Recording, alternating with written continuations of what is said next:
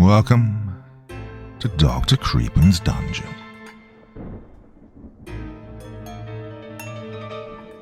Statues can be creepy because they look almost human while being completely lifeless. Their fixed expressions, unnatural stillness, and blank eyes can create the unsettling impression that they're watching us without ever moving.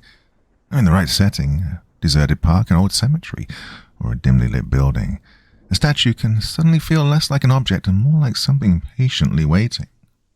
Perhaps what makes them most disturbing is the possibility that, when we look away, we can never be completely certain they'll still be standing in exactly the same place, as we shall see in tonight's feature-length story. Now, as ever, before we begin, a word of caution. Tonight's tale may contain strong language as well as descriptions of violence and horrific imagery. If that sounds like your kind of thing, then let's begin. Restoration by Zithero. Part 1. I work in restoration. Your house or business floods. Well, my crew comes in, dries everything up, cleans the baseboards, preps the place, tosses the ruined stuff into a dumpster and hauls it away. We leave the place clean and ready for a fresh coat of paint. I'm usually pretty proud of the work me and my crew does. We do it all, too. Mostly we have to do flood damage, but there are times when we get called to rich folks' houses to remove stains from stone and concrete structures. I've had a museum call for the same. I've made a name for myself in being able to just get about any stain out of any stone. You think it's easy? You think you can just scrub away a stain? Oh, folks forget that marble isn't solid material. It's porous and it sucks in liquid. That's why polish and maintenance are important. I'm not naive, though. Plenty of times I get called for red wine. Yeah, okay, I get it. You were partying with the hooker, she OD'd, cracked her coked-out head on a coffee table, and suddenly there's a pool of blood on the marble floor of your penthouse, and you can't get the stain out. Worse? Well, the wife's home next week. I've done the clean-up enough times to know a few things. 1. Don't ask stupid questions. Hell, half the time the hooker's fine or would have OD'd anyway, with or without the expensive John. No skin off my nose. If you're cleaning up the scene before the cops can show up, honestly, that's on them. I have a job to do, and I do it. 2. Don't remember these people. I'm not some guy who's going to get brought in on some indictment hearing or some stupid tabloid media circus all because I decided to suddenly have a good memory. I do a job like this. I get your address, I show up, I shake your hand, I call you Mr. Smith, and then I leave. I delete your address, and I carry on with my life. The less I know, the safer I am. That being said, I don't get the blood clean-up very often. It's normally innocent stuff. Wine, sewage, floodwater, sometimes human feces. Well, you think that's gross, but it's easier than anything else to clean. The weirdest request? Well, I need to give you context on weird. I had a call to clean up a place after something called a lunar party, which somehow involved a whole lot of menstrual blood and dancing in it. Next time bring a tarp. That's not my weirdest call. It was a Friday. Don't know why that mattered when I got the call. The secretary was out for lunch, as was the rest of the crew. Rather than let it go to voicemail, I took the phone call. Well, this was my first mistake. M&C Restoration Incorporated. Fred speaking. Yep, I'm Fred. There was a pause, and then a guy's voice comes over, kind of timid. Yes, hello. I understand from your ad you can remove stains from all sorts of stone. Marble as well? Oh, kind of our specialty, I boast. What sort of stains are you talking about? Blood. I never had someone just out and say it. I get all the pussyfooting around here, sure. Wine, salsa, sangria. Sangria was my favorite, considering that blood is in the name. This guy just out and said it plainly. How large an area? Another pause. I'd say about, maybe 10,000 square foot. Not the property, I tried to clarify. Just the stain. Yeah, I know. Wait, you need 10,000 square feet of marble, which is stained in blood, cleaned? Yeah. Well, this time I had to take a moment. How many gallons was that? I thought back to that lunar party thing, or whatever, but even then, that was only a single floor. Look, I'm sorry. Some context is probably needed. The voice on the other end continued. My name is Timothy. I work in antiquities. A curator friend of mine referred me to you after you managed to clear her museum steps of some blood that apparently occurred after someone took a nasty fall. I cleared my throat. Right. Okay. Yeah. I'm still just trying to process. 10,000 square feet of stained tile. Is it too much? I was still a bit dumbfounded. Let me be frank. This site was the location of a rather bloody massacre some time ago. My colleagues and I have already examined the site in its entirety, and we're looking to begin restoration. At this point, my concern got overridden by cash. Antiquities. Historical site. This sounded like a fat government contract. Ooh, Christmas came early to old Freddy. Right, what's the budget for this project of yours? Well, time is more of the essence than anything else. We need the site cleaned in preparation for other restoration efforts. As soon as possible would be preferred. Your fee is essentially yours to name. You're literally the only one I can call on for this task. Well, haggling wasn't this guy's strong suit. It sounded to me like he needs to read the art of the deal. Now, you're talking a whole lot of space to clear. 10,000 square feet is a whole lot of floor. Oh, it's not all floor. A good portion of it's on the walls and ceiling. How high is the ceiling? About 50 feet. I was silent again. I was going to need to rent a scissor lift for that. I thought for a moment and cleared my throat. Well, I'm going to need a whole lot of equipment, materials, and at least 5 guys if you want this job done right and fast. Of course. How long's the marble been stained? There was a moment of silence. By the current timeline? Oh, well, maybe 200... Oh, wait. What's the current year again? I wasn't too sure why he was asking, but I figured I shouldn't sound stupid. It's 2018. 350 years, roughly. I thought for a moment, thinking about how, this being the United States, there was no way for there to be a structure like he was talking about. I ignored him and assumed he had to be wrong. Anything over a decade is as set in as it's going to be anyway. I took a breath. I can't do it for less than 30 grand.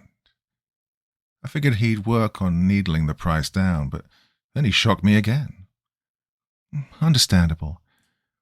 I'm assuming I can ignore a number of taxes and paperwork if I provided a cash payment.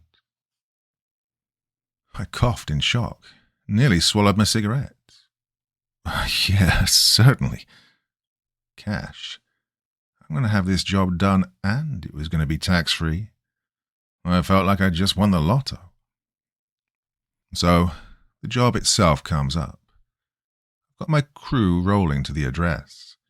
The address has a huge rusted gate, chain on the front, typical of a site you're not allowed to get to. I see a guy standing about 6 foot in a black trench coat, black sunglasses, gloves, black dress shoes and slacks, black hair, and pretty pale. He doesn't say a word and unlocks the chain on the gate, pulled it off pretty quick. I thought it was a heavier gauge than he made it seem, but I was probably just mistaken, being in a huge truck and not too close to the gate. The guy opens the gate up and walks up to the side of the truck. Fred, yes? He says flatly. I nod, reaching my hand out to him. You're Tim? Timothy, yes. He shakes my hand, firm handshake, and his hair is cut short, trim, proper. Military? I ask. He nods, stepping back and pointing down past the gate, motioning with his non-directing hand to move. Definitely military, so I nod and drive up. I see a huge mansion, white and grey stone steps, old siding falling apart, boarded up windows, a messed up roof, and the entire place looks to be knocked down. Rather, getting rebuilt was apparently on the docket for today, and I was getting paid to not care. As we unload, Timothy opens up the front doors and locks them in place. He starts talking loudly. The doors need to be open at all times while you work. There's no ventilation inside. He has a pair of pretty heavy-duty doorstops on each door. From the outside, I can't see anything inside. Nothing but pitch black. Oh, you're going to need lighting, so I hope you brought a generator. I laugh while my crew unloads the trucks and sets up 2 generators, pulling down some cans of gas. This isn't my first rodeo. Yeah, so it would seem, says Timothy, and then he walks inside and vanishes into the blackness.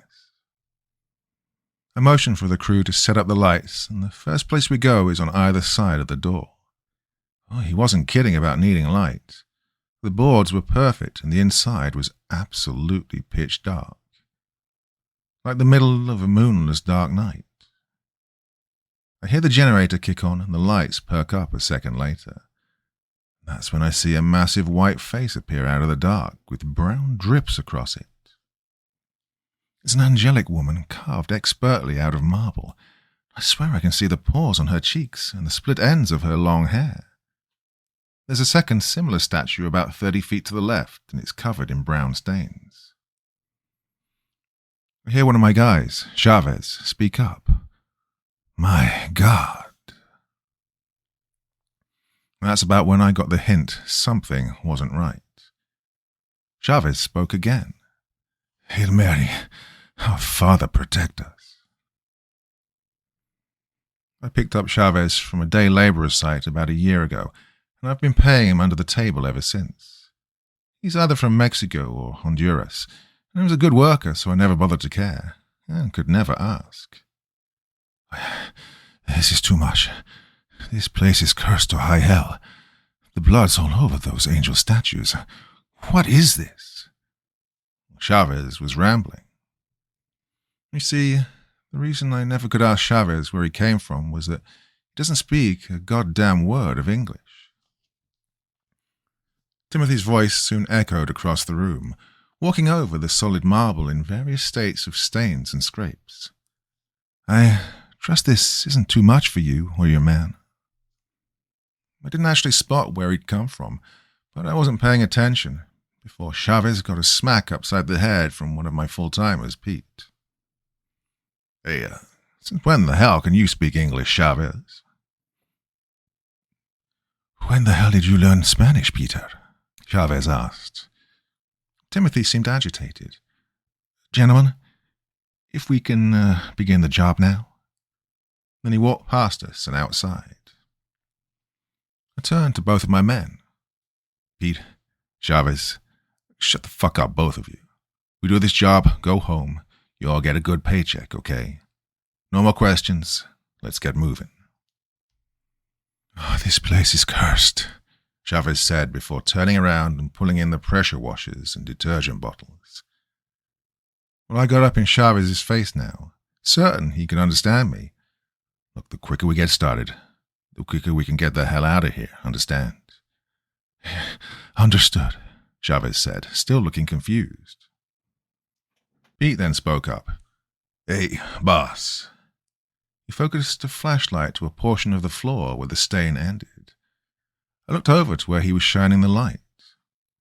Oh, the brown stains were everywhere, as described, but toward where one large swath of brown ended was an impression of the floor in the stuff, much clearer. The impression was of a sword, which had to have been drenched in blood. Well, the sword-shaped stain didn't bother me. It's what was apparently holding it. An outstretched arm shape, and then 2 massive wing-like stains on either side, with a human-like face profiled on the floor. Everything below the waist of the figure vanished in the largest stain across the floor. We each had an idea of what we were looking at, but we were too stunned at the sight. Chavez was the first to break the silence. Angels died here. Part 2. I heard what Chavez said, but I don't think I was going to let it sink in. Angels don't die. Angels don't exist. Personally, I think, but that's neither here nor there. I mean, if angels existed, I'd have seen a damn miracle or two around my house. My mother was a God nut, super religious, yet nothing saved her from her car accident or stopped my father's cancer. No, there's got to be some rational explanation. I know there is. I mean, this imprint on the floor. Sure, it could be human. Timothy said this was a massacre over 300 years ago.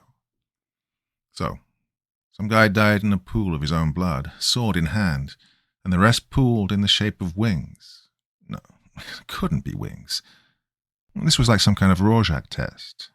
Someone sees puffy clouds. Chavez sees wings because there are two giant 30-foot statues of angels flanking the center of the damn room. It's in his head, that's all. I get a hold of myself. Chavez, Pete, get the scissor lift in here. How about Bob and Mike? Let's get this job over with. Sooner we start, sooner we're done. Chop chop. Pete gets motivated pretty quick, but Chavez is now on one knee, making the cross over his chest and saying God's prayer. I ignore him for now and get to busy myself with the task at hand. The most difficult problem first.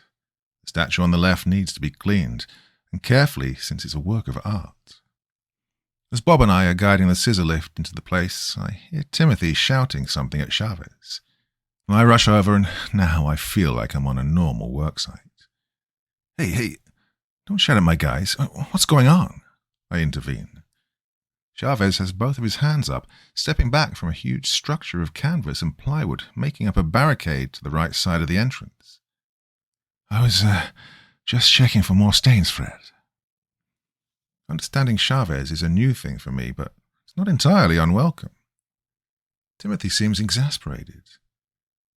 I appreciate your due diligence, but this area is unstable. I cannot have anyone pass these barriers. I apologize, I should have made that clear. The main hall is where the cleaning must be done. Only the main hall. Any area that's barricaded is unsafe. I can't be held liable for the safety of your men if they want to pass them. I look to Chavez. Hey, you heard the man. Help Bob with the scissor lift and then get to pre-treating the statue. Be careful, okay? Chavez nods and looks to Timothy. Yeah, what saint is she? Timothy looks at the statue for a moment and gets this kind of faraway look in his eyes. Dinah of Enoch. Chavez then gives Timothy 2 thumbs up and says, I'll take good care of Saint Dinah. She will sparkle. He runs off to help Bob with the scissor lift, and a very confused Bob and Chavez make their way over to the statue of Dinah, I guess. Timothy's smiling an odd kind of smile. I almost break my no questions rule for a moment. I get my hard hat on and start shouting at Bob when I see he's not wearing a harness on the lift. Typical worksite stuff. Gotta remind the old-timers they're mortal and make sure the greenhorn of the group doesn't fuck something up. I'm happy to slide back into my routine. But it wouldn't last, of course. About halfway through the day, we're just about getting done with the bust of this statue. I gotta say, she's looking as good as new. Oh, then we hear a huge bang. Almost sounds like someone took a large aluminum pipe and smashed it down onto the marble. It echoes over our tools, and even the guys with ear protection are taken back by the sound. I scream and shout to cut the equipment and tell Bob and Chavez to get off the scissor lift. Lord knows if something blew on the damn thing. Oh, it's a rental after all. I call Mike over to take a look. Mike slides under the lift as Bob and Chavez unhook their harnesses. Chavez looks to me. It wasn't the lift, boss. Well, then what the fuck was it? Chavez points to behind one of the barricades, and I spot Timothy running towards it. I think I hear him mumbling something like, "Oh, this can't be happening right now." I shout to him, "Hey, Tim, you need a hand?" Timothy shoots me a stern look and in a pretty practiced officer tone commands us, "No one is to go beyond this point. Something may have collapsed. If there's an issue, I'll let you know. You stay here." And then disappears behind a piece of plywood and canvas. I look to my guys and tell them to continue to inspect the scissor lift and then get back to work if everything's okay. God only knows what compelled me to walk toward the barricade at that moment. Morbid curiosity? A lapse of sound judgment? A mini-stroke? I'm still not sure to this day, but man, was this at least the third or fourth stupidest thing I did that day. I get just close enough to hear voices. There's a woman on the other side, and Timothy. "I'm sorry, I truly am, but I'm afraid they're all gone," I hear Timothy say, hushed but still enough for me to hear. "I know your pilgrimage must have been arduous." The female voice sounds frantic and heartbroken. "But that can't be. Surely, this cannot be. Who would do such a thing? Who could? Was it an army?" "It was just 2 people, unfortunately." He sounds almost guilty. They seemed to come in relative peace, but it was soon apparent that at least one of them had other ideas. All fought valiantly, but they couldn't be stopped. The woman's voice is trembling. "It was her, wasn't it? The daughter of The pressure washer kicked in and startled me while drowning both of them out, and I realized how close I was to the barricade trying to listen. I stepped back and made my way quickly to the rest of the group, keeping an eye on the far barricade Timothy had just vanished behind. I don't see Tim emerge until we're just about done for the day, and the statue clean. Timothy stops as he sees it, in reverence of some kind, I guess, looking it over silently. I walk over to him. So far, so good. We should be able to get some pre-treatment on the flooring, let it sit overnight, and then we'll hit it hard tomorrow. Timothy just nods. "Well, your men do swift work." "Yeah, that's what we do," I say proudly. Pete starts yelling at me from across the room. I excuse myself and hustle over. "Hey, what's up?" I look where Pete is, and he just points down. There, for the lack of a better word, is a gash in the flooring. I need to explain why this floor is unusual, more so than just having blood all over it, and more than the shapes in said blood. You see, this floor doesn't have seams. I mean, it's a solid chunk of marble. I've seen some expensive walls and floors that are huge slabs, sure. It happens all the time. If you have enough money, they'll tow a mountain to your house, but this was a mansion worth of floor that, for the life of me, I couldn't find a damn seam in. Now the gash, it's almost 10 feet long, and at the center, it looks almost 6 inches deep. Even with the light, well, I can see the bottom, it looks pretty dark inside this gash. Pete looks at me. I'm going to ignore how this got here and just ask what we're supposed to do. Well, the surface scratches are easy to buff out, but this isn't going to buff out easy. I call Mike over to have a look. Mike looks it over and just runs his hand over the edges of the opening, as well as the sides. It's all stained, of course. Jesus. He stands up and looks it over. That's one clean swipe. There are no cutting marks like you get if you were slicing into it with a floor cutter. So, He starts thinking. Well, can toss in quickset to fill it. Get it most of the way full anyway. Yeah, we could just toss on some filler and polish, but, well, I think we can do better with some resin. Make it look a bit more natural. It's up to the client, though. This is going to cost extra. I look it over. A 2-inch wide, 10-foot long, and 6-inch deep slash in the marble certainly wasn't in the order. I look to see Timothy's already approaching us. Just the man I need to see. Timothy looks down and shakes his head. Well, she did some serious damage.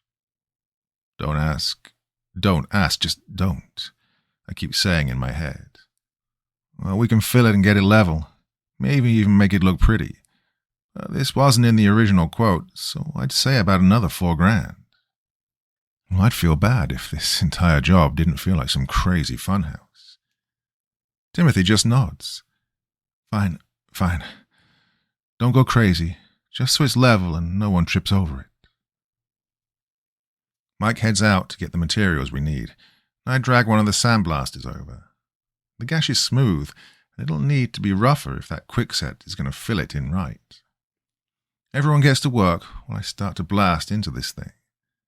Then something black shoots straight up out of the gash and clatters somewhere behind me.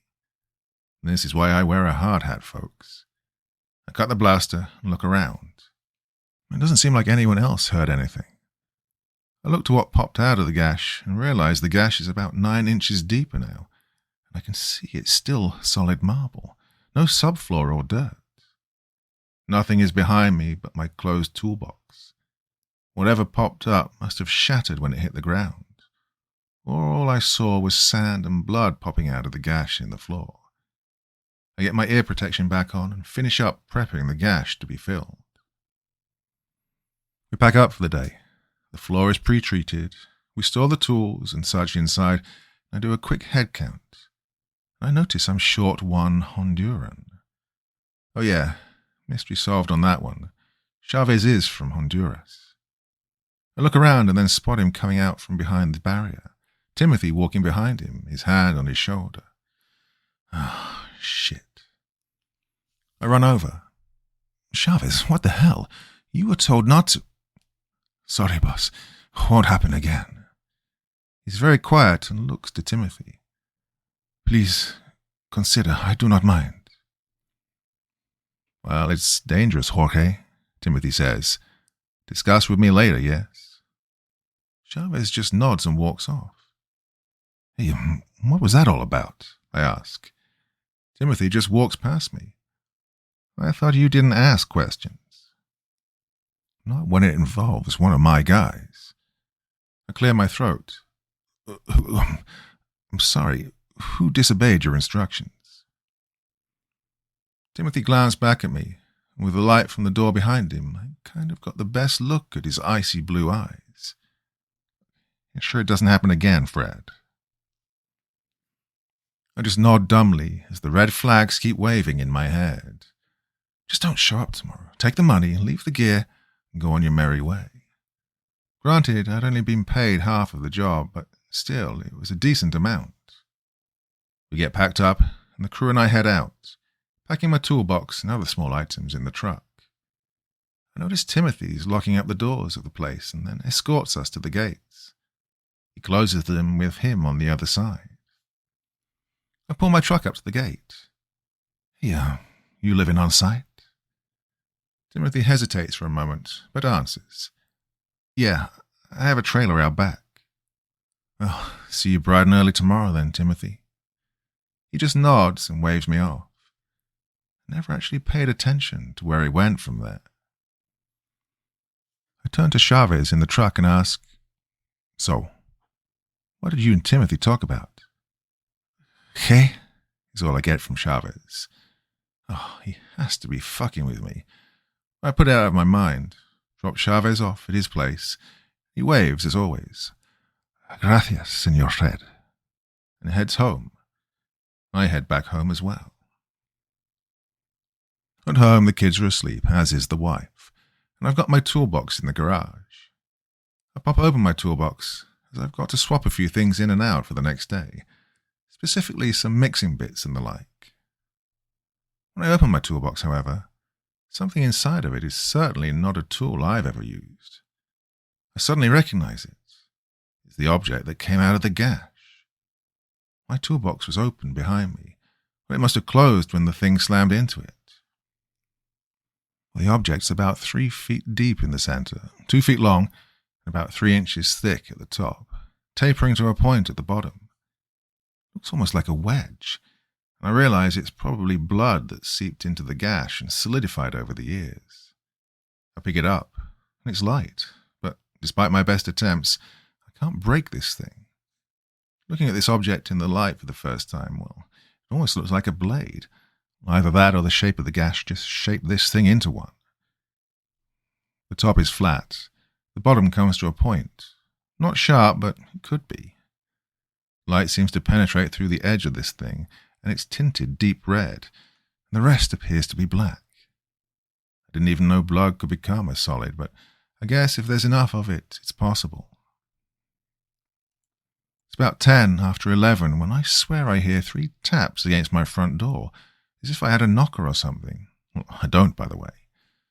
I leave the object in my toolbox, closing it and locking it, and head to the front door. No, I'm not an idiot. I make sure to check my closet next to the door, and I make sure my shotgun's loaded. It's after 11 p.m. I mean, what psycho comes knocking at someone's door at this time of night? I open the door halfway and am greeted by an outstretched hand with a black ring on each finger, one of which was about to tap again on the door. The hand pulls back and clasps a wide-brimmed white hat, removing it from his head and lowering it to about chest level. One hand is behind him, and he's standing a good 6'3", wearing a white duster of some sort and a red tie over a black, very expensive-looking dress shirt. He has white-rimmed glasses and yellowish eyes behind them, jet-black hair that's well kept. As he speaks, it's almost like his voice doesn't match his body. His face isn't odd, but doesn't stand out, and his voice sounds almost like it comes from an old cop movie. "Evening, young man. I understand you're working with an associate of mine. Goes by the name Timothy?" While client confidentiality isn't my cornerstone, keeping my business out of my personal life sure as shit is. "Sorry, buddy, but I'm going to have to ask you to talk to me during business hours." His face falls slightly. "Now, this is important. Regarding that place you're working in. Timothy may have you misled, you see. He's using this place for his own means, not prosperity." He then pulls out some kind of business card and twirls it over each of his fingers before handing it to me. I look it over. It just has a phone number on it, no other information. His other hand brings an unlit cigarette to his mouth. He inhales, smoke venting out of his nostrils. "If you were to happen across something of note, I'd be appreciative if you could contact me." "I'm not doing that. I'm not the kind to take things from a work site." Well, normally this is completely true.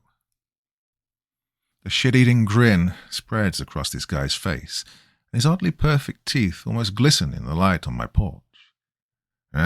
True. Be ashamed to take something that you don't understand, only to wind up dead." He cocks an eyebrow at me. "Or worse." I had it with that creep on my porch at this point. "Listen, pal. Hit the bricks, you hear me? Get the fuck off my property or I'll call the cops." I try cocking a shit-eating grin myself now. "Or worse." But I don't think it works. I mean, he stands still. I can barely tell if he's breathing. I pump the shotgun behind the door. I know there's no point to this, as I just eject a perfectly good shell, but I want him to hear that I've got a gun. It's pump action, and it's in my hand.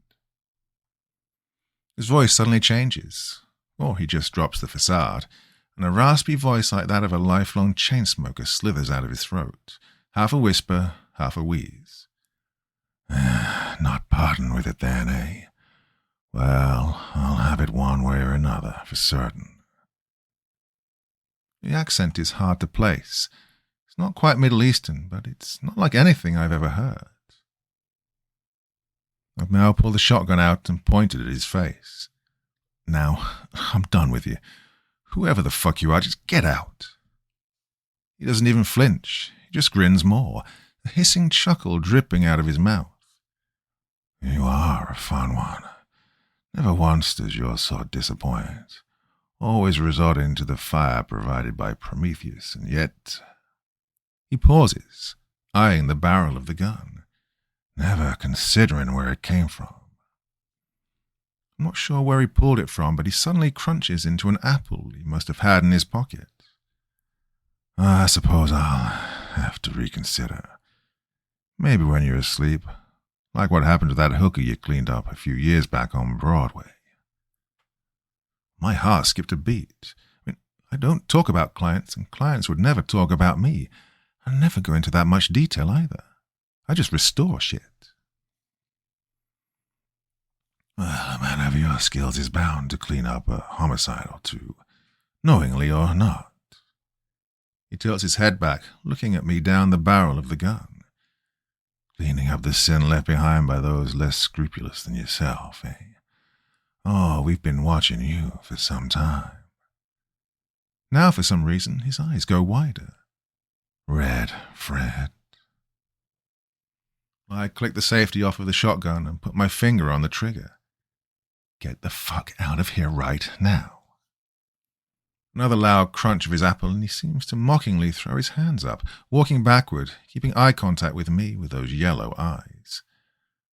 Very well. Another time, then. You are a fun one, Red. He then turns and starts to walk off. I haven't moved the gun yet. It's still trained on him. Don't you fucking call me Red, you... I realized I hadn't gotten this creep's name. The card that he gave me only had a phone number. Whatever your God-given name is. My mother always said this when she was mad. She'd shout out into phones all the time when telemarketers would give her fake names and shit. What's your God-given name? So, it's a force of habit that I picked up. I only said it when I was really pissed at someone, and this guy had me pretty livid. And bar none, the dumbest thing I apparently did all day. He stops dead on my walkway, and his hands slowly go down to his sides. Oh. His voice whispers out, as if he just won a prize. You compel my God-given name. His head starts to turn toward his right shoulder, but his shoulders aren't moving, not an inch. As I watch, I get ready to shoot. Oh, I swear if his head does a full 180-degree turn, I don't care what his name is. I'll just start shooting until he stops moving and probably pump a few more rounds in to just be sure. His head stops just shy of completely turned. I can see both of his yellow eyes as he slowly places his hat back on his head. He grins, and I swear I watch his pupils dilate till his eyes look almost entirely black with yellowish rings around them. You can tell Timothy my name, too. He lets out another hissing laugh, and I swear I can hear the gun shaking in my hands for some reason. It's Belial. I don't know why, but I felt the blood drain out of my face for a moment, and the whole area got a bit dimmer, as if something were draining it of light. I stagger slightly, but regain my footing, press the shotgun butt against my shoulder tightly, as if it's somehow going to help me. He turns away from me, and as he walks off, he wheezes out. Don't forget to tell Timothy I stopped by. Another puff of smoke clouds around his head. And what I stopped by for. I pulled the gun back, shut the door, locked it, and shut the blinds. My heart was hammering in my chest as I checked the shells in my gun to ensure it had loaded. I click the safety back on and I rush upstairs to my bedroom. My wife is fast asleep as I sit on the edge of the bed, gun in hand, staring at my front door down the stairs. I swear I can hear something make 3 taps against my window, at random times, all night.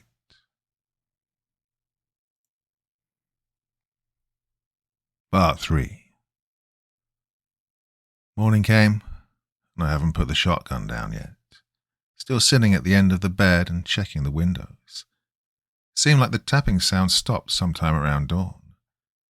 I hear my wife's alarm clock go off and the sounds of her rousing from her sleep.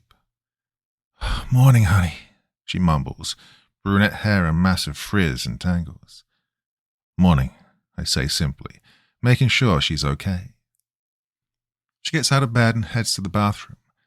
I hear the kids' alarms go off next, and my boys are heard roughhousing in their room. My wife, Sandy, comes out of the bathroom, toothbrush in hand, and is about to motion for me to go to contain the wild animals that are my 15 and 13-year-old boys. She stops when she spots the shotgun in my hand. She quickly spits out her toothpaste. Fred, why the fuck are you holding the shotgun? She looks me up and down with her soft brown eyes. Are those the clothes you had on when you came home yesterday? Honey, I got visited by a guy who's probably not human in the least. And he threatened the family if I don't return a red blade-like object that came from some mysterious excavation site. Well, it's the most truthful thing I want to say. It also sounds batshit insane, and the more I play the sentence over and over in my head, the more I question my own sanity. Fred. Sandy pokes my shoulder. Apparently I was staring off into space while trying to think up a logical response to her completely rational question. Well, someone was on the lawn last night. Was banging on the door and wouldn't go away until I got the shotgun. Sandy cocks her hip and shoots me one of those emasculating wife stares. So rather than call the cops, you reach for the shotgun? I cock the shotgun and clear the ammo out, before heading back down to the closet to put it and the shelves back. Just wasn't sure if it's a prowler or kids. Sandy pokes her head out of the bedroom. Oh, and speaking of, Colin, Trevor, hey, shake a leg. I close the closet and see my boys bounding down the steps in various states of dress, dragging their backpacks and heading to the table. They start fighting over the cereal and I quickly resolve it, before a good scolding and getting them prepped for the bus. They finish up and are soon out of the door with coats and sneakers on. My wife follows down next, wearing her robe. Hey, don't you have that job today? I nod, looking at the time. Yeah, you're right. Then get motivated. I do and head out of the door, give the wife a kiss, and I'm heading back to the site, making sure my toolbox is with me. Same as the first morning, Timothy's there at the gate. He undoes the chain and we all head to the mansion again. He props the doors open and the crew heads in. I get the business squared away first. Chavez and Pete on the scissor lift to finish a few touches on the walls, while Bob and Mike get to mixing the quickset and filling in the gash in the floor. They also work on making sure there's a barrier between the gash and the rest of the work area, so we can work on the rest of the flooring. During this prep work, I notice Mike eyeing the doorway. Mike, you taking in the scenery? Mike points to the roof on the outside. Yeah, steepled. He leans into the doorway, shining a light up to the ceiling. Flat. I look to Mike. Attic. Mike pulls out a laser measurer. Steeple peak is 53 feet. He leans in. Ceiling's 50 feet. He leans out again. Low point steeple's 44 feet. He leans back in. Flat ceiling's 50 feet. I grumble a bit. Well, last day here, Mike. Get the job done. That thing's probably on the fritz, eh? My eyes aren't on the fritz, Fred. Damn your eyes. I see Bob looking at the same thing as Mike. Bob, do something. Bob seems startled but manages to compose himself and get back to setting up his tools. I walk past the crew as they prep and pop open my toolbox. I find the strange object, or artifact, or whatever it is, and take it out of my toolbox and head toward Timothy. Timothy's observing Chavez and Pete when he spots me coming. Yeah, this wound up in my toolbox, I say, holding the object out in front of me. Timothy looks it over without touching it, then looks to me after a solid minute. This came from here? I nod. Yeah, from inside that gash in the floor. Timothy holds his right hand over the thing for a moment. Then he starts guiding his hand back and forth over it slowly. Well, I have no clue what he's doing. I'm about to ask, but as I look up, I notice his eyes seem to be a more intense blue than they were before, specifically his right eye. Timothy stops suddenly and just grabs the thing with his right hand, pulls it hard out of my grip.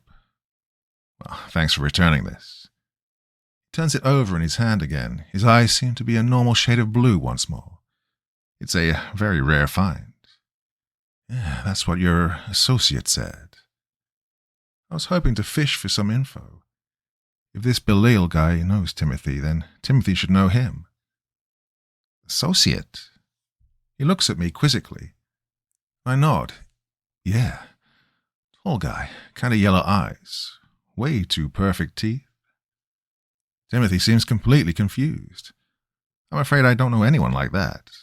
All my associates are here. I figured it was time to stop trying to get him to spill the beans and just come out and say it. Listen, the guy shows up last night, tells me he wants that thing, then he tells me his name is Belial and that you know him. Timothy's face goes slightly pale. You're certain he said Belial? I nod. Timothy looks to the object and then walks to the doors. Sorry for this, but I hope you have everything you need inside. Then he shuts the doors. I'm a bit dumbfounded at this point. Yeah, I thought you were concerned about ventilation. Timothy just walks right past me and toward the barricade. Ventilation is the least of your worries at the moment. I turn around and the entire crew is dead silent. Not sure what to do as we hear some banging, a few doors closing, and then some rustling past the barricade. Well, I just come out and say it. We have this one last day to get the floor cleaned, get that gash and the smallest scrapes, holes plugged. Move it now, and then we get the fuck out of here. The crew seems pretty much on board, and the sounds of work soon overpower anything else. Almost half an hour since Timothy left, and I suddenly feel a hand on my shoulder. I spin around out of sheer instinct. A small round bottle is shoved into my hands. That's for you, Timothy says before he hands the bottles to the rest of the crew too. I look and see it's just a small round glass bottle with a long spout at the top and a cap. Timothy doesn't have the object in question any longer, and now he heads toward the barrier again. But as he passes me, I grab him. I need at least a, what the fuck is this explanation, and a, who the fuck is that for this Belial guy? I glare at him. That, Timothy says as he points to the bottle, is for protection from Belial.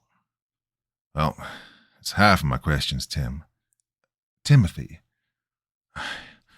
who the fuck is Belial? I reiterate. He looks up to the angelic statue, and I turn to see the large statue of Saint Dinah. He's her opposite. Before he can elaborate, he's back behind the barrier. Look, just finish up today, get the fuck out, is all I can think of. I grab a pressure washer and start working alongside my guys to get things rolling. It's the end of the day, and it's clean-up time. Timothy opens the doors and checks outside for something, and we all start loading up the trucks. Timothy looks around, seemingly satisfied. Well, this is quite excellent work, Fred. Thank you. I nod, hoping we can finish up shortly. The gash in the floor is fully repaired. It'll take a full 24 hours to cure, but you can walk across it without much issue. Cleaned up the main hall here, got the walls, statues, ceilings, and, of course, the flooring squared away. Oh, and the amphitheater, Chavez says, as he and Pete seem to be pulling equipment from the left side of the room. Pete's face is pretty pale as he walks by, but I stop them regardless. Amphitheater? Pete just looks at me and shakes his head. I sigh. Hey, Chavez, that wasn't on the order. Timothy chimes in. How did you get into the amphitheater? Oh, God. I'm never going to get out of this place, am I?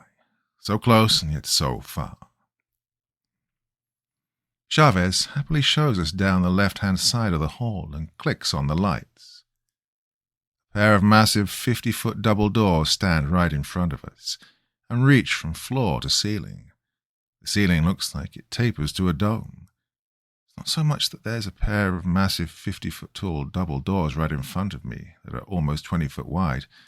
No, it's what's on the damn things that bother me. Carved into the marble are pictures of armor-clad angels with feathery wings. Under their feet are various horrible-looking creatures.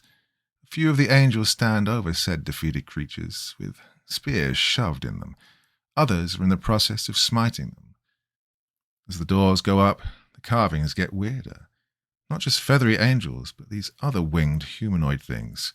They look like lizards with wings.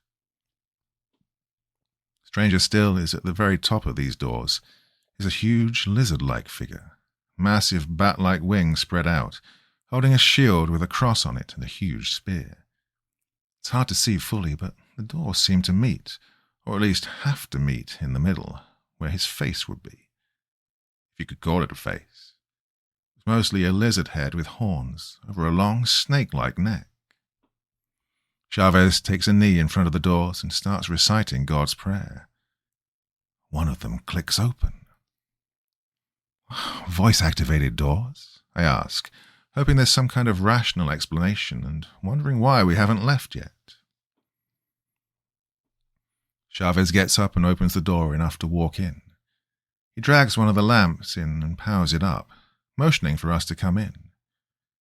We found this door here, and I and Pete cleaned it up. It was easier than the rest. The floor here is different. I look down and, thank God, there's a seam. I finally found a seam in this place. But the seam is from marble to granite, and as I walk in, it's pretty clear that, oddly, everything's made of granite in this room. Stacking up into the darkness, so high I couldn't even tell, were chairs. These chairs were large, stone chairs. They all culminated around a central chair. A chair is an understatement. This was a throne. The chairs all surrounded the stage we found ourselves on in a huge crescent. I turned to Timothy, whose gaze was transfixed on the central throne, that faraway look again in his eyes. Chavez was again the only one to speak. "Saint Dina?" Timothy nods and leaves the room. Well, I did not know how those doors opened. Thank you, Chavez. Click the lights off and pull the lights out, making sure everyone is out of the now perfectly dark room. Good work, guys. Now let's get packed. I'm now overly invested in getting out of here as fast as possible. Pete leans over to me, whispering. The door outside and the amphitheater doors are on the same wall, but there's no structure on the outside that could fit that. I notice this as well as I walk outside the mansion and then back inside. Pete? Yeah? Just don't think about it. Pete just frowns at me. I guess that's the best. I give a final examination of the place before we kill the last of the lights, and I do have to say the place is looking nice. The white marble floor is polished to the point where I can see my reflection. The gash is sealed up and neat, and just looks like a vein in the marble. Everything's looking perfect inside, the walls, the ceiling, the floor. I give a little nod to the St. Dinah statue and head to the door as the lights are taken down. I do my head count, and once again, I'm short a Honduran. I walk back inside and find Chavez kneeling in front of the statue of St. Dinah, only the light from the setting sun reflecting off the floor to light the room softly. Hey, Chavez, end of the day, let's go. I am staying, he says simply. I notice the bottle that Timothy handed him is empty. Hey, did you drink that? I said, a bit shocked. Do you even know what's in it, Chavez? God's blessing. Chavez stands up and he just looks, for the lack of a better word, happy, like a man without a care in the world. I'm not just leaving you here, Chavez. The clan isn't going to like you hanging around here. Timothy chimes in, walking back from behind the barrier again. Actually, Chavez agreed to assist me in a few things going forward. I turn to look at Timothy. You ever think I might not want to lose a member of my crew? Chavez speaks up. Mr. Fred, it's okay, I want to stay here. I want to help Timothy interrupts. He volunteered. It was hard to say no to him. I give Chavez a look. He just smiles and extends his hand. It was nice working with you, Fred. I ignore it, though. Get your head on straight. I'm your ride. I'm staying, Fred. Now I turn and shout. Chavez, I'm not staying here any longer, okay?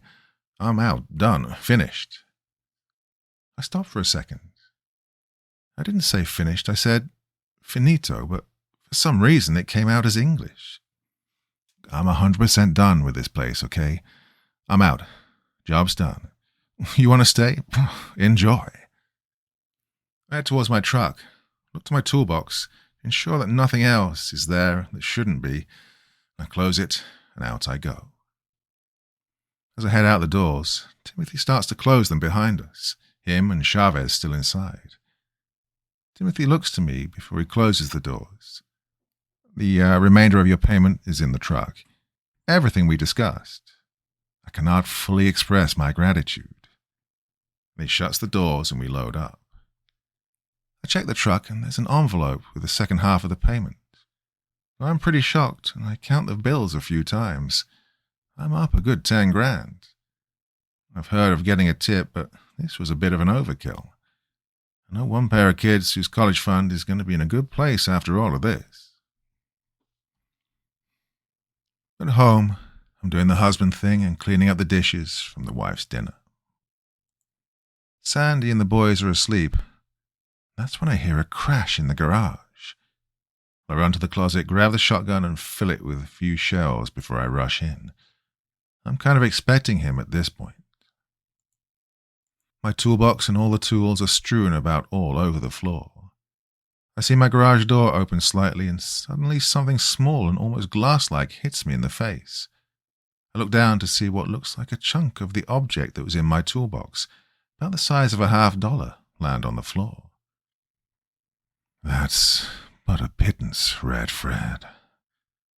I turn to the voice and I see glowing yellow eyes in the darkness. Not nearly what I need. I pull the gun and go to shoot, but I feel a tug against my entire body as if someone grabbed onto my sweatshirt from the front and pulled it downward. I barely take a step forward, but it's enough to get me to point the gun down at the floor.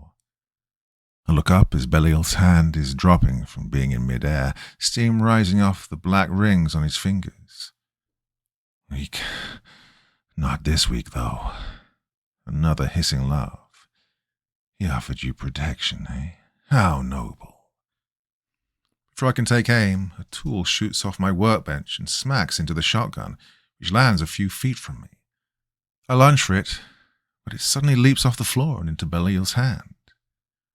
Belial takes the shotgun and places it against his shoulder, looking down on me, as if a little bauble could do anything against me. I try to get up, but he places his foot on my shoulder, and I can't move. You've done something very foolish, Red Fred. He's soon crouching down onto his haunches over me. You've hidden the only thing that can help me move up from a puppeteer to a god. The shotgun barrel now slides under my chin as I see Belial's face illuminated by the light coming from the doorway. But there's hope for you yet. I'm shaking at this point as I'm not sure how the tables had turned so fast. You can fix your mistake, and in return, I'll spare you and your family's lives. His voice wheezes, but not as much as it did before. He somehow seems stronger. Despite how I look, I've done quite a bit to exist in this world. Possession's normally a lesser demon's game, but the discovery of that sanguine amber... He cocks the shotgun. I could not resist. I'm sweating and slowly try to get to my feet. I'm on my hands and knees by the time I feel the barrel at the back of my head. Now this is your next course of action. You'll leave here right away and retrieve for me the sanguine amber you found. You'll bring it back here and give it to me. In return, you'll be at my side rather than in my path. Well, I swear I can hear his grin somehow. Nod, if you understand. I just nod. What else could I do? If you do not bring me the amber, if you do not return home, or if somehow you reach out to Timothy for aid, I'll go upstairs, and I'll make your children watch as I violate your wife in every way you can and cannot imagine. I clench my fists. If you lay a hand on her, I'll... You're what, mortal? And I hear the safety slide off. Bleed on me. I relax, and I hear the safety slide back as the gun clatters to the floor. You're on the clock, Freddy. I look up and the garage is clean. The door isn't open. There isn't even a sign that I'd dropped the shotgun, as it's sitting neatly on my workbench. I get to my feet, shaking, and turn to see a figure right behind me, causing me to shout in fear. Sandy is behind me and she punches me in the shoulder. Jeez, it's just me. Why are you so jumpy, Fred? What's going on? I rub my shoulder where she nailed me, and I try to figure out how best to protect one's family from someone who's clearly not from this world. That's when I remember what Timothy handed me at the worksite. I rush to the closet to find my coat. Were you on the phone? Thought I heard you talking to someone, Sandy asks. I pull the bottle out of my coat and turn to her, pressing the bottle into her hands. Sandy, I know this is going to sound batshit nuts, but I need you to drink this and share it with the boys, okay? Well, they're asleep, Fred, Sandy says curtly. She looks at the bottle and raises an eyebrow. This isn't some random point where you poison us all and run off to Malibu with some bimbo, is it? I grab her by the shoulders, looking her dead in the eye. I'm asking you to trust me. Just drink half the bottle, split the rest with the kids, okay? I need you to do that for me right now. Just drink half. Sandy's clearly worried now, but she undoes the cap on the bottle. Okay, Fred, okay. Just calm down. She takes a swig, then another until the bottle is half empty and caps it. And so I, drank what? She trails off and suddenly closes her eyes, opening them again and looking right into my eyes. Oh, wow, that's probably the best water I ever drank. I nod. Make sure you give it to the boys, okay? I left something at the worksite and I need to go get it. Sandy just nods. Hey, I love you, Fred. I let go of her shoulders. I love you too. Just make sure the kids drink that and keep the doors locked, okay? Don't let anyone inside. Sandy just nods again. Okay, Fred, look, be careful. She walks up the stairs and waves, smiling serenely as I rush out the door, lock it, and make my way to the truck. Well, in retrospect, I should have kissed her. I was driving swiftly, fast enough to be a little worried, but not fast enough to get pulled over. I got to the gate of the worksite in roughly an hour, which was pretty good time from my house. I saw the gate wasn't chained up anymore, which seemed odd because Timothy had to undo that chain every time. Did he never leave the mansion after they closed the doors? I drove down the driveway and hit my brights, knowing it might be dark in that main hallway, and I ran to the doors. Hey, Timothy, open up. I slammed my fist into the door. Damn it, Timothy, open the damn door. I look to see there's no padlock on the door and jostle the old doorknob, swinging the doors open. Shove it, Timothy, I shout into the empty room, expecting an echo, but I hear no such sound. I'm hit with a musty scent, the smell of rotting wood and mildewed fabric. I look around, pulling out a flashlight. The boards are letting light in from the front. There are no statues, no marble floor, just a set of collapsed staircases and a rotting subfloor with a few ripped and torn rugs and graffiti. I take a step outside, just to confirm it's the same place, then peek back inside. Well, the barricades are gone. The marble ceilings, walls, the seamless floor. It's as if it was never there. I run through the ruins of this ancient mansion. Oh, the mansion is mundane, old, too ruined to fix, should be knocked down. I try a door or two, each opening to one rotting room after another. I eventually became overwhelmed with the fungus in the air and stumbled out the door, falling to my knees near my car. As I tried to catch my breath, I also tried to figure out what the hell was going on. I turned to look at the old mansion behind me. I could only think of one thing. The site we were working on was gone, or was never there in the first place, and the amber was gone with it.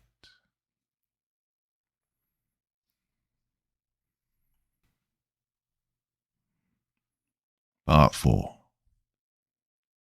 I was panicked. Wasn't even sure what to do. Timothy was a don't ask customer, so I had no contact info saved, no way to reach him, not even a cell number. That's when I realized I did have some hope. I got back into the truck and hauled ass back to my office. I could get there in about 20 minutes. I could check the caller ID and maybe reach him that way. I zipped out of the long driveway and got moving as fast as possible, leaving the gate open. I don't even think I closed the doors to the old mansion. I got to the office in just under 15 minutes.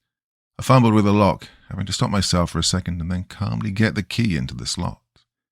I pulled the door open and rushed to my desk. I hit the call history on the phone and I finally got a number. Out of state, sure, it was from New York, which was fine, and probably the right number. I hit the speed redial while jotting the number down. My stomach dropped when it went directly to voicemail, and I heard the message on the other end. You've reached Major Timothy Crestfall.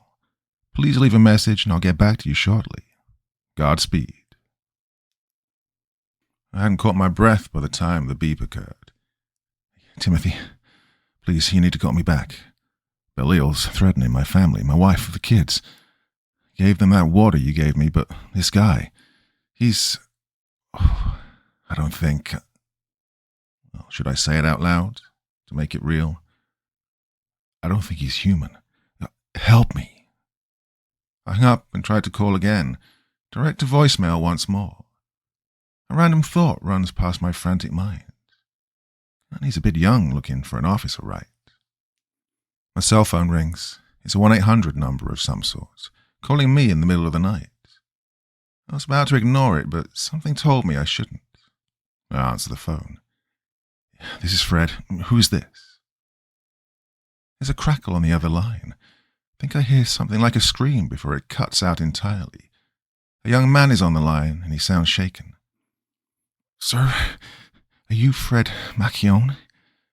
Yes. Who is this? This is your home alarm central monitoring.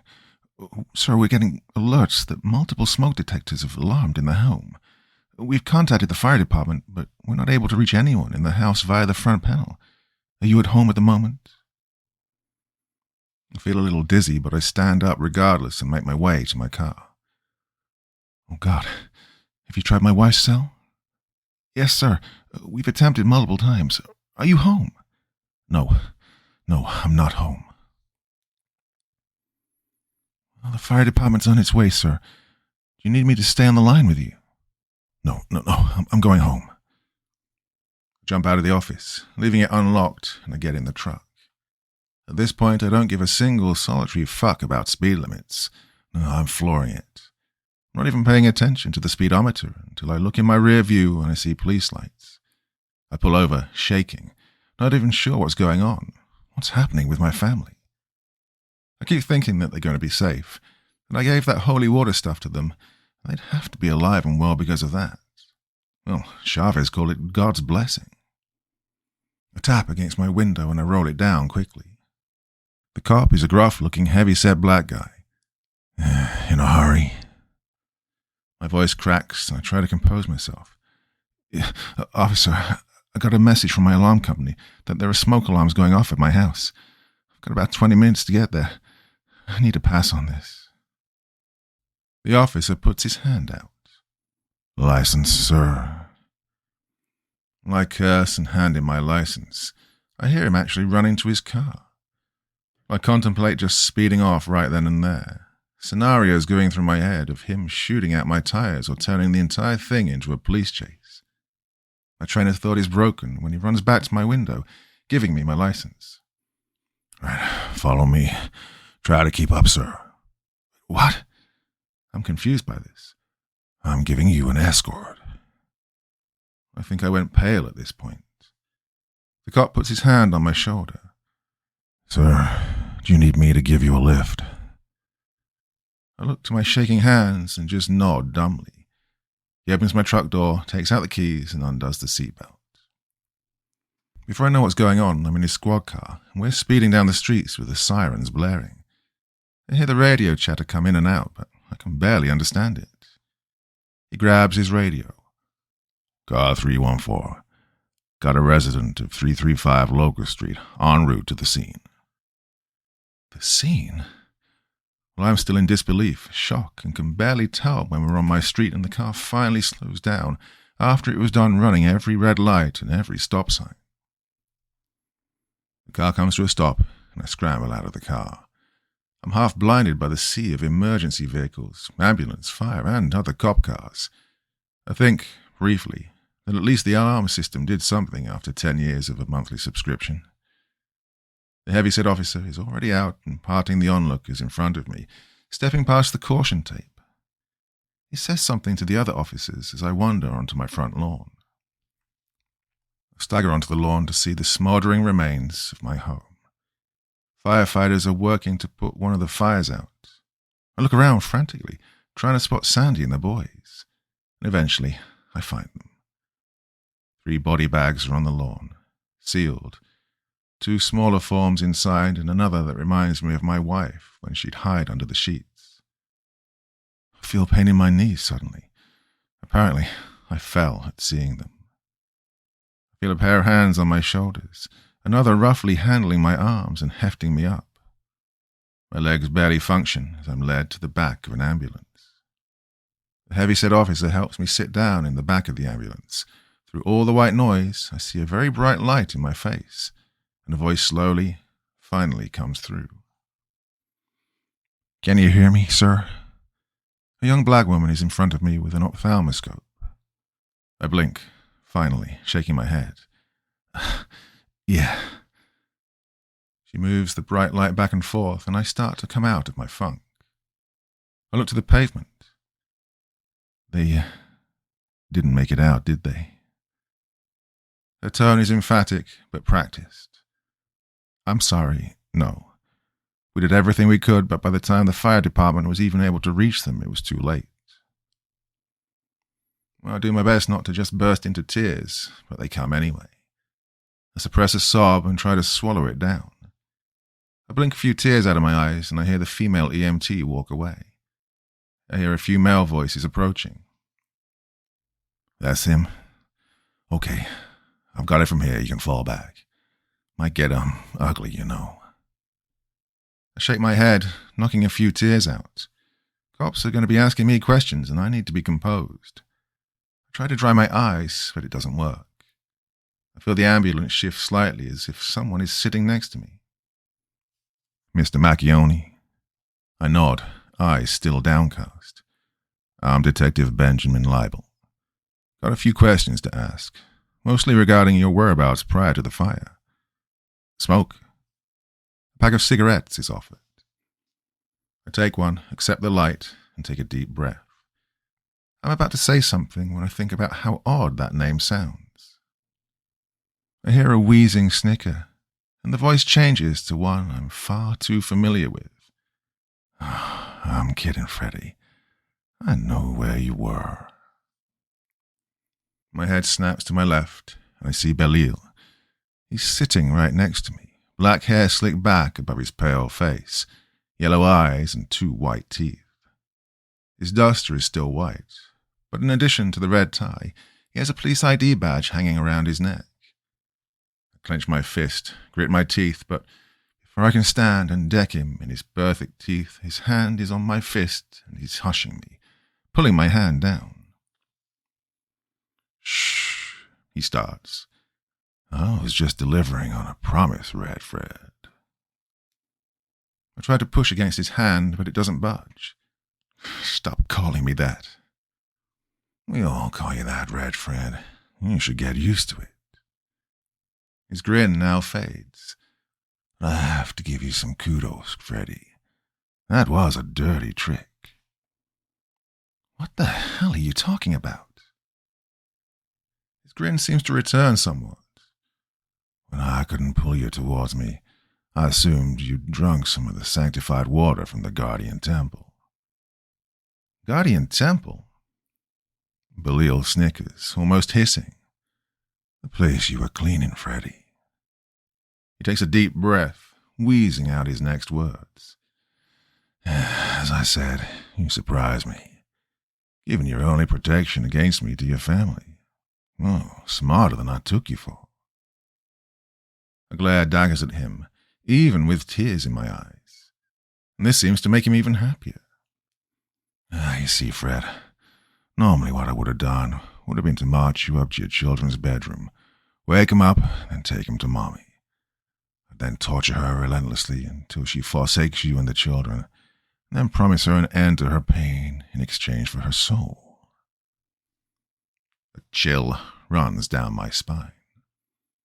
Oh, the strong ones resist, right up until I threaten to put the children through the same pain I'm putting her through. Oh, he's grinning a sick grin now from ear to ear. Then I take her soul in exchange for the safety of her children. Once that's mine, I remove the love she holds for her family, for God, make her one of my whores, and then she would usually just kill the kids on her own. He lights his own cigarette now. Well, you know, for fun. I can feel the horror just wash over me. It's almost without fail worked for at least 9 out of 10. I try to swallow the lump in my throat. But you, Fred, his grin fades. You robbed me of a good time. You see, normally, if you drink a half bottle of that holy water, you're protected from possession and the like. What you did, Fred, giving him your protection selflessly, well, that bumped the potency up something fierce. He shows me his left hand, the skin on his palm almost entirely black, his hand shriveled and shaking. One of his rings even falls off his finger and shatters when it hits the ground. He curses in some unknown guttural language as this happens. You see, Fred, that happened when I reached out and grabbed your wife's arm. Burned like a bitch. Still feel it burning, actually. Now he glares at me. The yellow in his eyes seems to be moving. So with me being unable to touch them, I had to take some more mundane methods of keeping my promise. He pulls his hand away and slides a leather glove over it. Broke the doorknobs, nailed a few windows down, made sure they didn't get out as I burned the place down bottom to top. He snickers. Oh, you protected your family from me, but the house was a different story. I'm gritting my teeth, staring daggers at Belial, as he seems to be enjoying telling me all of this. His tone changes, however. I've never had to end someone like that. It was so mundane, so dull, and knowing that their souls were saved as I did it. Smoke spews from his nostrils as he huffs and wheezes again. Oh, what a nasty taste to leave in my mouth, Fred. He stands. But you've been through enough today. I'll let you live for now. Belial turns to me. Unless you want to make it easier on everyone and just, you know. He slides a finger across his throat. Might be nice to do something ironic, you know. There's a tire swing in the backyard. You could hang yourself from it. As he speaks, I feel kind of woozy and confused. Maybe at the hotel. Take the hairdryer and take a shower with it. I shake my head. It feels like someone's shoving cotton in my ears, and I can only hear his voice over the background noises. His breath is on my ear now. When you think about it, what sort of man can't even protect his family? The only honorable way out is to remove yourself from the equation. Suddenly, he's gone, and I can think clearly again. The EMT is back and starts taking my vitals. I'm gazing up at the night sky, and I've got no idea what I'm going to do. The next week goes by like I'm a passenger in my body. I work out details with funeral directors and lawyers and insurance companies. I get tired of hearing the words, "sorry for your loss." I'm bouncing between absolute sorrow and blinding anger, and I can't control which family members I snap at or sob in front of. By the time the funeral day comes, it's me and a few friends and family on my wife's side. I'm in a church, first time in years. The organ is playing a sad old dirge while I sit at one of the front pews alone. My family wants little to do with me. Half of them think I burned the house down in a triple homicide. The news was leaked somehow about how the windows were nailed shut and the doorknobs were removed before being locked. So I'm pretty shocked when someone in a rather nice suit and some pretty powerful cologne sits next to me. We only just heard. A pretty thick Latin accent chimes in, but a pretty familiar one. I look up to see Chavez, of all people, sitting next to me. He's wearing a pretty expensive tailored suit, too. Chavez? He points to a necklace of some kind around his neck. Temple charm. Helps you understand me, even when we're outside of it. I sit up, looking him over, extremely confused. Why are you here? I narrow my eyes.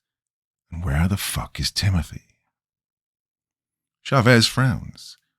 Oh, he's here, but I told him not to come to you yet. I know you blame him for this. Yeah, no shit, Chavez. I look around the church before Chavez puts his hand on my shoulder. Where is he? Chavez shakes his head. Now isn't the time, Fred. I now glare at Chavez. So what? You're his lackey now? I stare ahead at the 3 caskets, all closed, before me. What the hell is he? Oh, not what we both thought, is all Chavez said. We're both quiet for some time before Chavez decides to piss me off. Yeah, I know how you feel. Oh, fuck you, Chavez. I glare at him. I'm out of tears at this point. I'm just in an angry mood right now. You know how I feel? Sandy and the boys didn't deserve this. She was an amazing woman. The boys were good kids. They didn't deserve this. It's because of me getting mixed up with Timothy's bullshit temple or whatever it was. So don't give me the I know how you feel nonsense. You don't have a fucking clue. Chavez is silent as he looks ahead at the caskets. When I was in Honduras, I helped the cartels smuggle drugs past the border. I would build chairs, tables, and the like. They'd hide the coke in them, and I made the trapdoors. But one day my trapdoors all started to get found out. One day the cartel comes to me. They tell me that they're going to try something new. They want me to make crucifixes and hide the drugs there. They tell me the drugs won't be found as easy because people won't check the crucifixes. He makes the sign of the cross over his heart. Well, I refuse. I tell them I'm going to leave. I promise not to tell the police, but I tell them I'm done. He turns to me, hands now clasped in his lap. The next day I wake up with a bag on my head. Well, I think they're going to kill me, you know. I make my peace with God and accept my fate. They bring me to a river. Along with it, they have my mother, father, wife, my daughter, all lined up. His normally happy face turns mournful. They don't even give me a choice. They execute my family in front of me and throw them into the river. They tell me, you live for the cartel, or you die for the cartel. I just look away at this point. Chavez leans back in the pew, now looking to me. You get to bury your family, Fred. Be happy for that.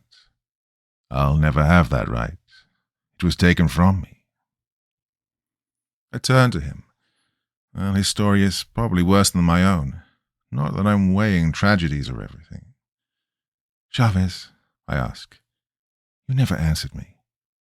Why are you even here right now? Chavez looks around as if searching for someone. Fred, you always helped me out. You gave me a job, gave me a ride to my place when I needed it. Chavez gives me a sympathetic smile. I'm here because I'm your friend. As a man, I usually leave crying for the macho stuff. Grand Canyon and funerals. Guess this was an exception, though. Of all the people who would show up when I needed it, if you told me it would be Jorge Chavez, the illegal immigrant who's the best guy I know with a sandblaster, I'd never have believed you. Now I'm sobbing next to the guy, and he's doing his best to comfort me. Chavez even volunteers to be a pallbearer at the end of the ceremony. At the graveyard, He's the last one to stand with me. I turned to him, as I'm still swinging between deep depression and seething anger. Chavez, how can you still believe in God? He took everything from you, and yet you're still faithful. Chavez starts to unbutton his jacket as he talks. When the cartel killed my family, they forced me to be their runner. He undoes his jacket, and now is undoing some buttons on his shirt. One day during a drop, I see a hole in the border fence to America. I think to myself, I can live in the cartel or die free. I prayed to God and asked him to protect me during my escape. I ran. He reveals his chest. There's a hole just below his ribcage on the right. Looks like a bullet wound. It missed my heart, lungs, didn't even hit a bone. 1 in a million shot. A miracle, Fred. God's protection. That's why we should thank him every day, he said while tapping the scar. Thank him? Chavez, where was he when Sandy and the boys needed help? Where was God? Why didn't he help them? Chavez looks me dead in the eyes as he buttons up his shirt. Did you ask him to help, Fred? I'm silent and just stare ahead of me, past the graves. It can't possibly be that simple, I tell myself. That whole ask and you shall receive nonsense. After a while, Chavez leaves my side. A few minutes later, I hear someone walking up behind me. I look, still facing ahead, and see Timothy in a black trench coat and suit with black tie behind me. Oh, you've got balls, man, I say curtly. I never intended for this, Timothy says plainly. He looks over the graves. What you did to protect them was, well, it was beyond what I thought you could do. He'd started to smile a bit, but now his smile fades. If I'd known you had a family, I'd have given you some other tools. I turn and march right up to him. Despite this, he doesn't flinch as I get in his face. Yeah, your tools were really fucking useful. I gave my wife and the boys that sacred water. It just gave them a quicker death. Look, it saved their souls, Fred, Timothy says simply. Because of you, your wife's soul isn't in the possession of Belial. Neither are your children. Oh, bullshit, I shout. That's not how this shit works. You don't lose your soul if a demon possesses you. Well, sometimes you die, but I know enough about that shit to know you're just bullshitting me. I talked to the fucking priests. You think Belial is a demon? I take a step back. Well, what else could he be? Timothy's face doesn't change expression in the least. Belial was at first a dark angel. Long ago, he was tasked with punishing impure souls. That was before the war. Timothy looks to the sky. I look up with him. What war? The war with cherubim and seraphim. The cherubim were high-order angels, created by God to be his servants, but who aligned themselves with Lucifer. Timothy looks to me. The war began when Belial talked Lucifer into defying God in the first place. I'm pretty dumbfounded at this point. I look to the graves of my family for a moment. Why does such a big shot from down below want to fuck with me then? Oh, the amber you spoke of. It has enormous power. Power enough where, if Belial got his hands on it, he'd be able to pull himself into this world, Timothy answers. Pull himself? God, newsflash, Timothy. He's already here. Timothy shakes his head slowly. Belial is only possessing a man now. That's why the first day he didn't just kill you and take the amber. The man he had possessed was still resisting him, still fighting. At that stage of early possession, a spirit cannot make someone do something they do not wish to. It wasn't until the next day his will faltered and Belial gained full control. Still, even in full control, only a wisp of his power can get through that vessel. Timothy gives me an odd smile. Belial, with the amber, would have brought himself into this world completely, and as a full-powered cherubim, laid waste to everything. Now he beamed at me. So Fred, you saved the world by keeping it from him. I looked away from Timothy, not knowing how to feel about that. Well, it only cost my family's lives. Their souls are safe. And Belial's still out there. He's going to fuck with me, isn't he? I imagine he's none too pleased that you protected your family from him. He'll likely continue to torment you. Plan on doing anything about it? I glare at the graves. Or am I going to get a spot next to Sandy here as my protection? Do you plan on asking? I turn to face him. Please, Timothy, fucking help me get rid of this thing. Don't ask me. Timothy turns away from me and starts walking. Who the hell do I ask then? I shout. Timothy ignores me and continues to walk away. I turn to face the graves again. I get the hint. I look around and clear my throat. Hey, God, mind give me a hand here? Chavez's hand is on my shoulder suddenly. Do you know how to ask, Fred? I shake my head and Chavez just smiles. I'll show you. He gets on his knees and starts. Our Father in heaven, hallowed be your name. Your kingdom come, your will be done, on earth as it is in heaven. Give us this day our daily bread, and forgive us our debts, as we have also forgiven our debtors. And lead us not into temptation, but deliver us from evil. I slowly get to my knees and repeat. Chavez whispers next to me. Now ask and end with Amen. Chavez then gets up and leaves. I'm still on my knees, feeling rather awkward, but I just continue. God, I know I'm kind of a stranger these days, but I need help. This Belial guy, he's killed my family and I need justice. Help me get rid of him. I hope that's enough and finish. Amen. Suddenly I hear a deep voice above me. Fred Macchione. I look up, seeing only the silhouette of a male figure above. God? I'm suddenly pulled up onto my feet, and I see several officers as well as a detective who said my name. The guy looks like an off-season weightlifter who's been shoved into a detective's uniform. The black officer's head is bald, and his voice is deeper than I'm used to hearing. Well, never been called God before. Well, for you, might as well be. You're under arrest for suspected murder, arson, and conspiracy to commit insurance fraud. Great, I say out loud as they cuff me. Hey, watch it.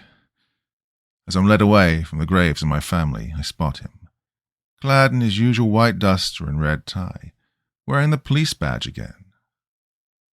The black detective yells at him. Hey, Ben, got our collar. You were right. He did hang out around here longer than everyone else. Belial smiles as he greets his fellow officer. Good work, then, he speaks in his false human voice. Didn't think it'd be hard.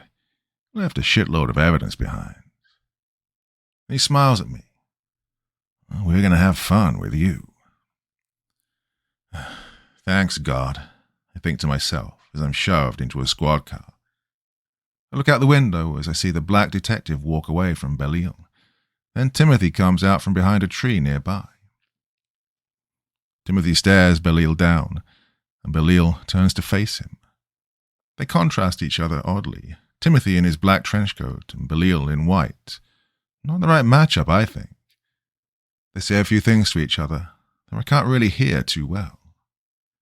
Leave is what I can make out from Timothy. Belial seems to laugh, but I can't hear what he's saying. Watching his lips, it looked like he says, Mother, at some point. Timothy seems to narrow his eyes and get serious. Oh, kick his ass, Timothy. I think to myself as I watch with bated breath as the two square off in the graveyard. Timothy seems calm and collected. Belial is grinning from ear to ear. I look back and forth between the two, and my heart skipped a beat with what happened next. Belial makes a sudden step towards Timothy in a rapid jerking motion, and then falls back to where he was. Timothy flinches, causing Belial to laugh before turning away and walking back to an unmarked car with the other detective. Oh, great, I think to myself. My guardian angel is a pussy.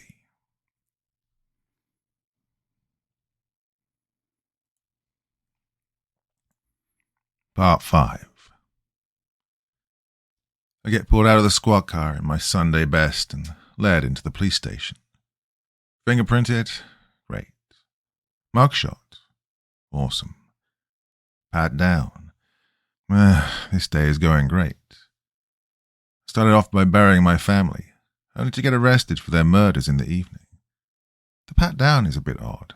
The officer who's doing it stops at my coat pocket, doesn't pull anything out, just waves me by after removing my wallet. I'm finally plopped into an interview room. There's a little two-way mirror about 2 feet square, a table, 3 chairs counting mine. I notice they're bolted down, which makes sense as I'm sure they don't want folks going full Jerry Springer when being interrogated. I start to contemplate how I wound up here, thinking about where everything's been going and how. Think of a way I can maybe convince the detective who arrested me that his partner isn't who he seems. Could that work? I think of scenarios where, if he was convinced, what would happen? I know Belial can move objects. I saw that firsthand. Something tells me if I hadn't been handling highly sacred objects, he'd be able to pull me too. If I blew his cover, would he just kill us, everyone in this place? Or worse, would he kill his partner, a la Darth Vader, force choke, and spin another frame job on me? Should I even count Belial as a heel? Should I just be using it? Despite all this, I'm feeling oddly calm when I see both of them walk into the room. The black detective sits down and clicks on a recording device which is embedded in the wall. So, Mr. Macchione, I'm Detective Aaron Brown. Just want to ask a few quick questions, and then we can all go about our day. I look to Belial, who's letting his partner do the talking for now. I'll be happy to answer them, but I'll say this much. I did not murder my family. Detective Brown just nods and smiles. Of course. He looks down to a file folder, pulling out a piece of paper. So, the day of the events concerning your family's tragic demise. Where were you? Belial is smiling wickedly. I was visiting a worksite, and then my office. I was looking for some equipment I'd left behind. I say plainly. I'm not entirely lying, after all. This worksite. How far away from your house was it? Detective Brown continues. About an hour, I say simply. Why in the middle of the night did you feel the need to check for this equipment? Why couldn't it wait till morning? Didn't have an answer for this, and I tried to think of something that wouldn't immediately put both Belial and Detective Brown at immediate odds with me. I wanted to try and survive this interview without being in jail, which seemed unlikely at this point. Well, your demon-possessed partner over there sent me off to get an unholy object, or else he was going to slaughter my entire family.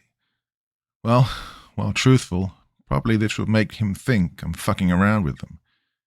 Despite that being the truth, I decided to stick with my lie. Well, I was afraid it might get stolen. It was pretty expensive. Well, that makes sense. Now, what piece of equipment was it, if you don't mind me asking? Of all the cops in all the world, I get the one competent bastard that can smell bullshit from a mile away, don't I? Remember, folks, get your life straight before you're in the hot seat. It was a sandblaster, a fairly large one. Well, at least a couple of grand for that, right? Wouldn't look too good on the old expense report if it went missing, the very accurate detective asks. I nod, and I have a good idea where he's going with this line of questioning, but I'm hoping we don't get there. This job was on a Monday and Tuesday, about 2 weeks ago, right? I nod. It's very interesting. Belial now interjects. Why is that interesting, Aaron? Detective Brown looks to me now. Feel free to explain why I find that interesting, Mr. Macchione. Because my schedule at the office don't say I had a job that day, I admit. Hoping some honesty can be appreciated. The detective bangs his pen on the table 3 times. We have a winner. He leans over to me, getting uncomfortably close over the table.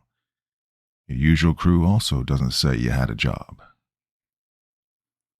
I say what I'm about to say, knowing I'm going to start treading some deep water.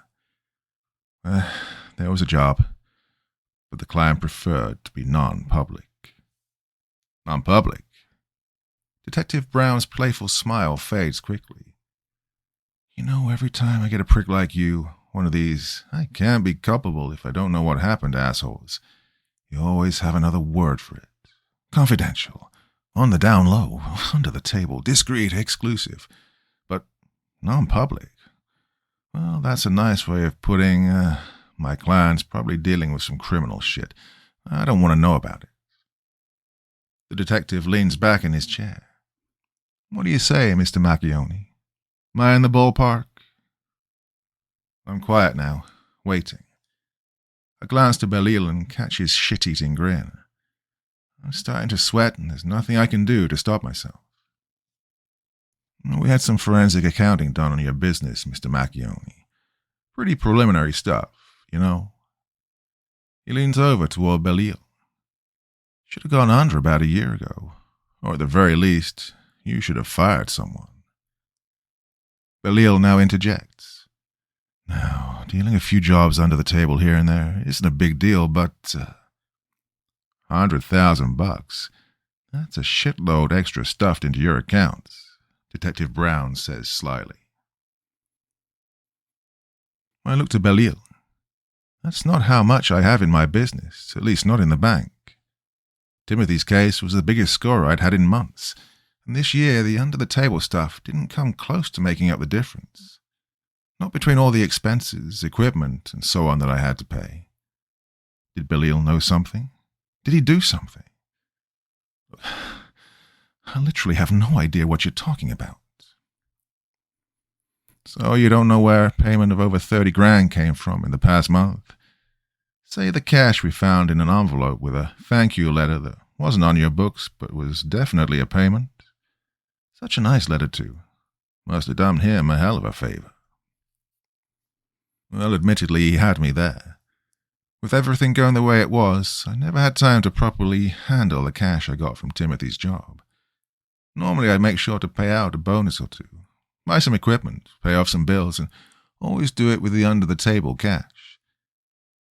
I suddenly had an epiphany, because maybe Belial didn't do anything but crunching the numbers of what I'd done that year.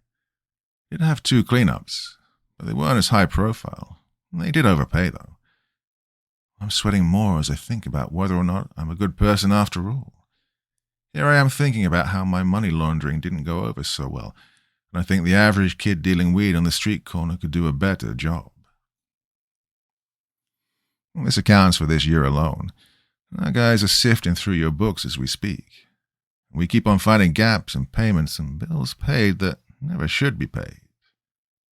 Detective Brown cracks his knuckles.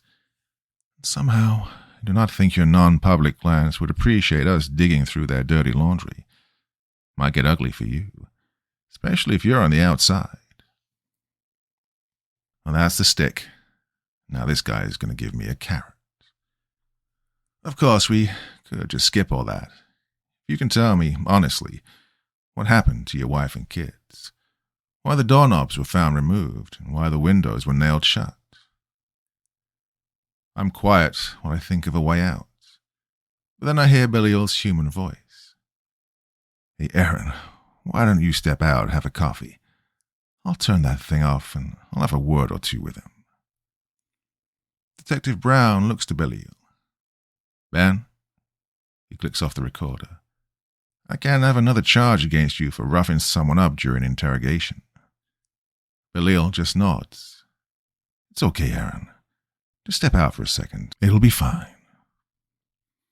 Detective Brown stands up and leaves the room. I'm pretty sure about half of all that was normal good cop, bad cop setup. But with Belil alone with me in the room, I'm pretty sure I got the good cop, satanic cop game played on me. Belil wheezes in his normal voice. That was dull and boring, wasn't it? He leans back in his chair. Do they still do the chair here, or just lethal injection?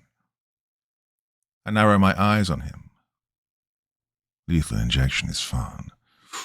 A lot can go wrong. Belil's eyes are on me as he leans back, grinning. You can feel your heart and your lungs start to shut down sometimes. I adjust myself nervously in my seat and suddenly feel something in my jacket pocket. My hand discreetly checks it while Belil leans back in his seat, looking to the ceiling lights. It's round, cold, and I feel a cap. I try to hide my excitement. It's the same type of bottle that Sandy and the kids drank. I wonder what it would do if I doused him in it. I also wonder how it even got into my pocket, but I'm much more concerned with what to do now that it's there. You know, beheadings were technically more painless. He looks me in the eyes now. Yeah, I miss beheadings. He moves his now healed left hand up to his temple, resting his head on his hand. I notice he's only sporting 3 of his black rings. I remember how one crumbled away from touching my wife. Hangings, too.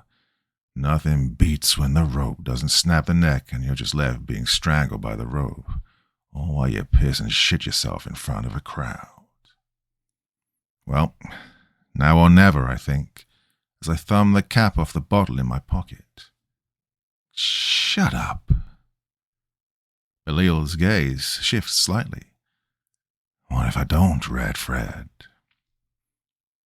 I remember what my mother used to say whenever she felt she was dealing with things possessed in the house. Normally it was a dryer on the fritz or a bird that somehow managed to get into the house. But the phrase rang pretty clearly in my head for some reason the second the bottle was opened in my pocket. I hoped I wasn't going to look like a complete moron if this didn't work. I splashed the contents of the bottle on his hand first, then his face. I made sure to get every one of those rings covered in the water, too. And while I did this, I shouted, "In the name of Jesus Christ, get thee behind me." Steam erupted from his rings, and he gasped suddenly in intense pain. He chokes as he inhales the rising steam from his hand. He stands up quickly and presses himself against the wall, and he began to flail as if he couldn't breathe. I kept splashing him and got a bit on myself in the process. I was a bit frantic at this point. I remember every time I saw an exorcism flick, I'd start chanting, "In the name of the Father, the Son, and the Holy Spirit, leave this man." Interjected with a few, "The power of Christ compels you." If not for the apparently seizing man across from me, I likely looked ridiculous. Belil is wheezing, hacking, and coughing. His rings have broken and crumbled to the ground. I feel like I'm missing something serious in all of this, because he's still in front of me, his yellow eyes swirling and glaring at me. I can almost hear his voice in my head as if it's saying, "When this wears off, I'm going to murder you." Well, I'm pretty sure I'm just pissing him off right now, but he's definitely weakened. I look to the bottle, and I notice something's written on it. Is it a parable? I splash Belil one more time and read the bottle. Then I give my own shit-eating grin to him and read the writing out loud.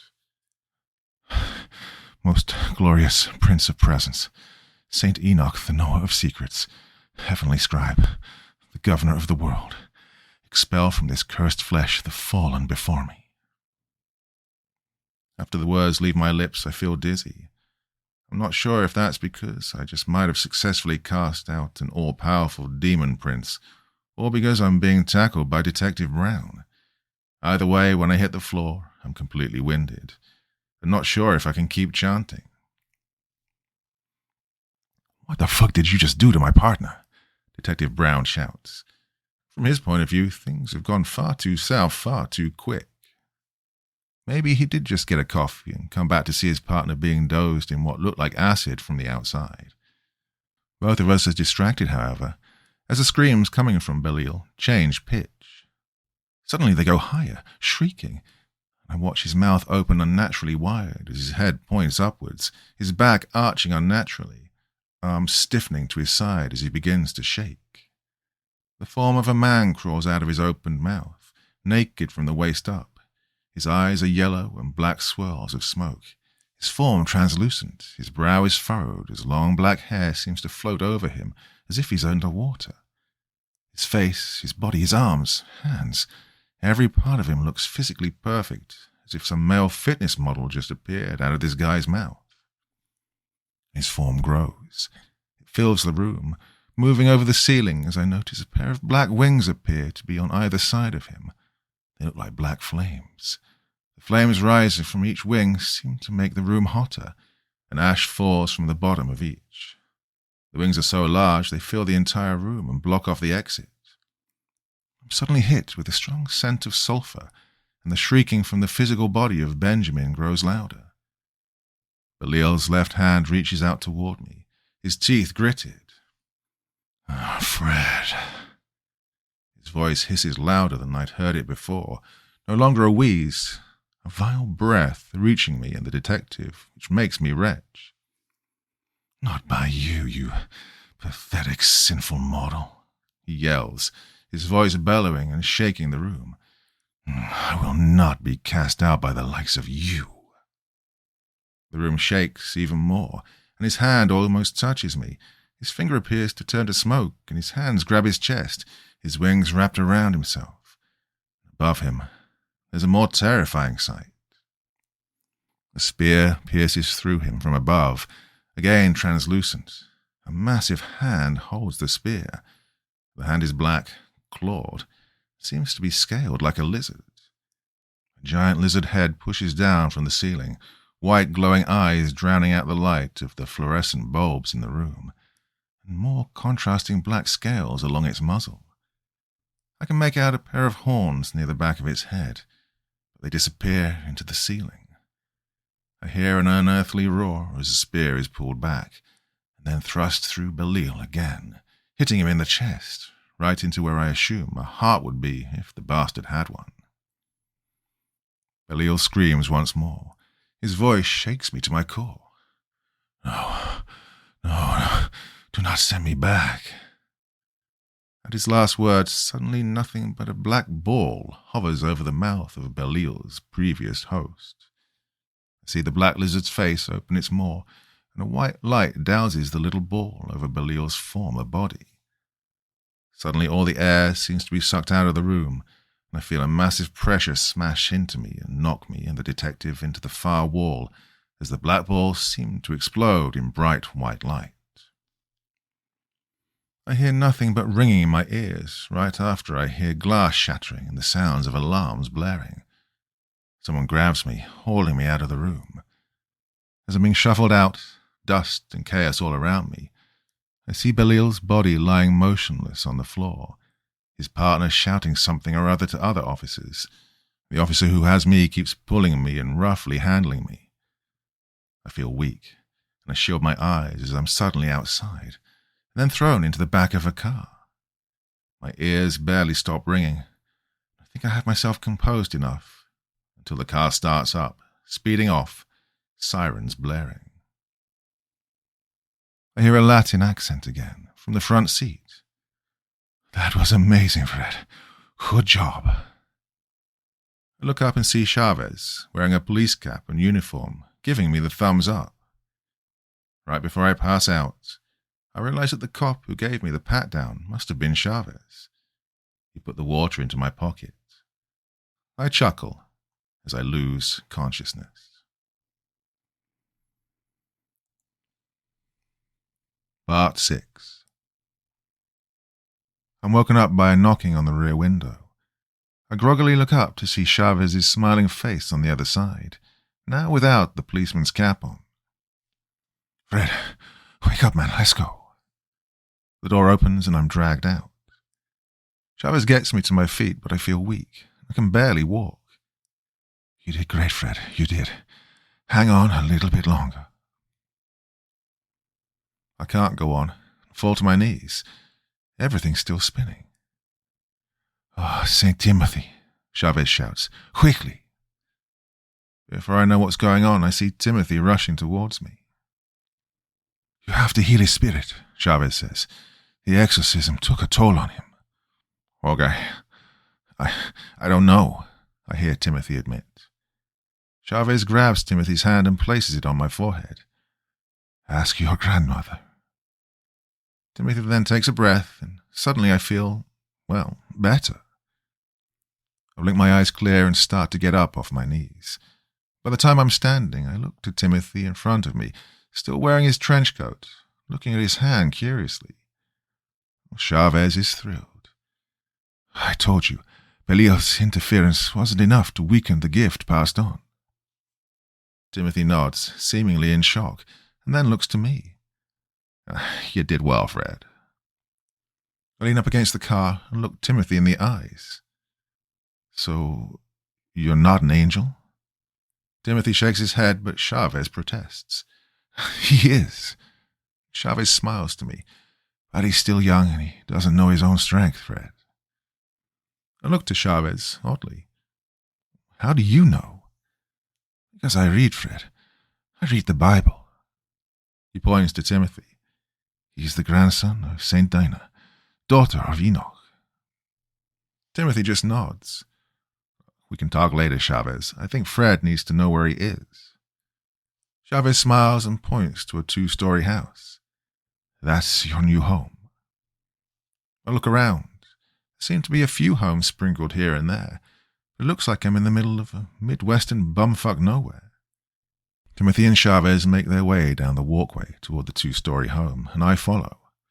When Timothy gets to the door, he knocks 3 times. "Yeah, Fred's here," Timothy says as he knocks. The door opens, and I see Sandy's smiling face. I run past Chavez and Timothy, and I hug and kiss her for what feels like too short a time, right up until I get a firm punch to the shoulder. Timothy and Chavez both wince. "Never take a job like this again," she says. "We were scared half to death." She takes a deep breath. "Also, we're going to start going to church, like, a lot." "God, I thought you were dead. You and the boys," I said softly. Suddenly, Sandy is glaring at Timothy. "Oh, you did you?" She charges at Timothy and proceeds to hammer his shoulder a few times, punctuating each hit with a word. "Timothy, how dare you do that to him?" Timothy gasps in pain. "I'm sorry, Sandy." She turns around sharply and walks inside. The boys are playing video games right now, and they won't shut up about how the internet sucks. Now get in here while I try and figure out dinner. I hear a litany of other complaints from her, from the stove to the refrigerator and the like, which is typical of her.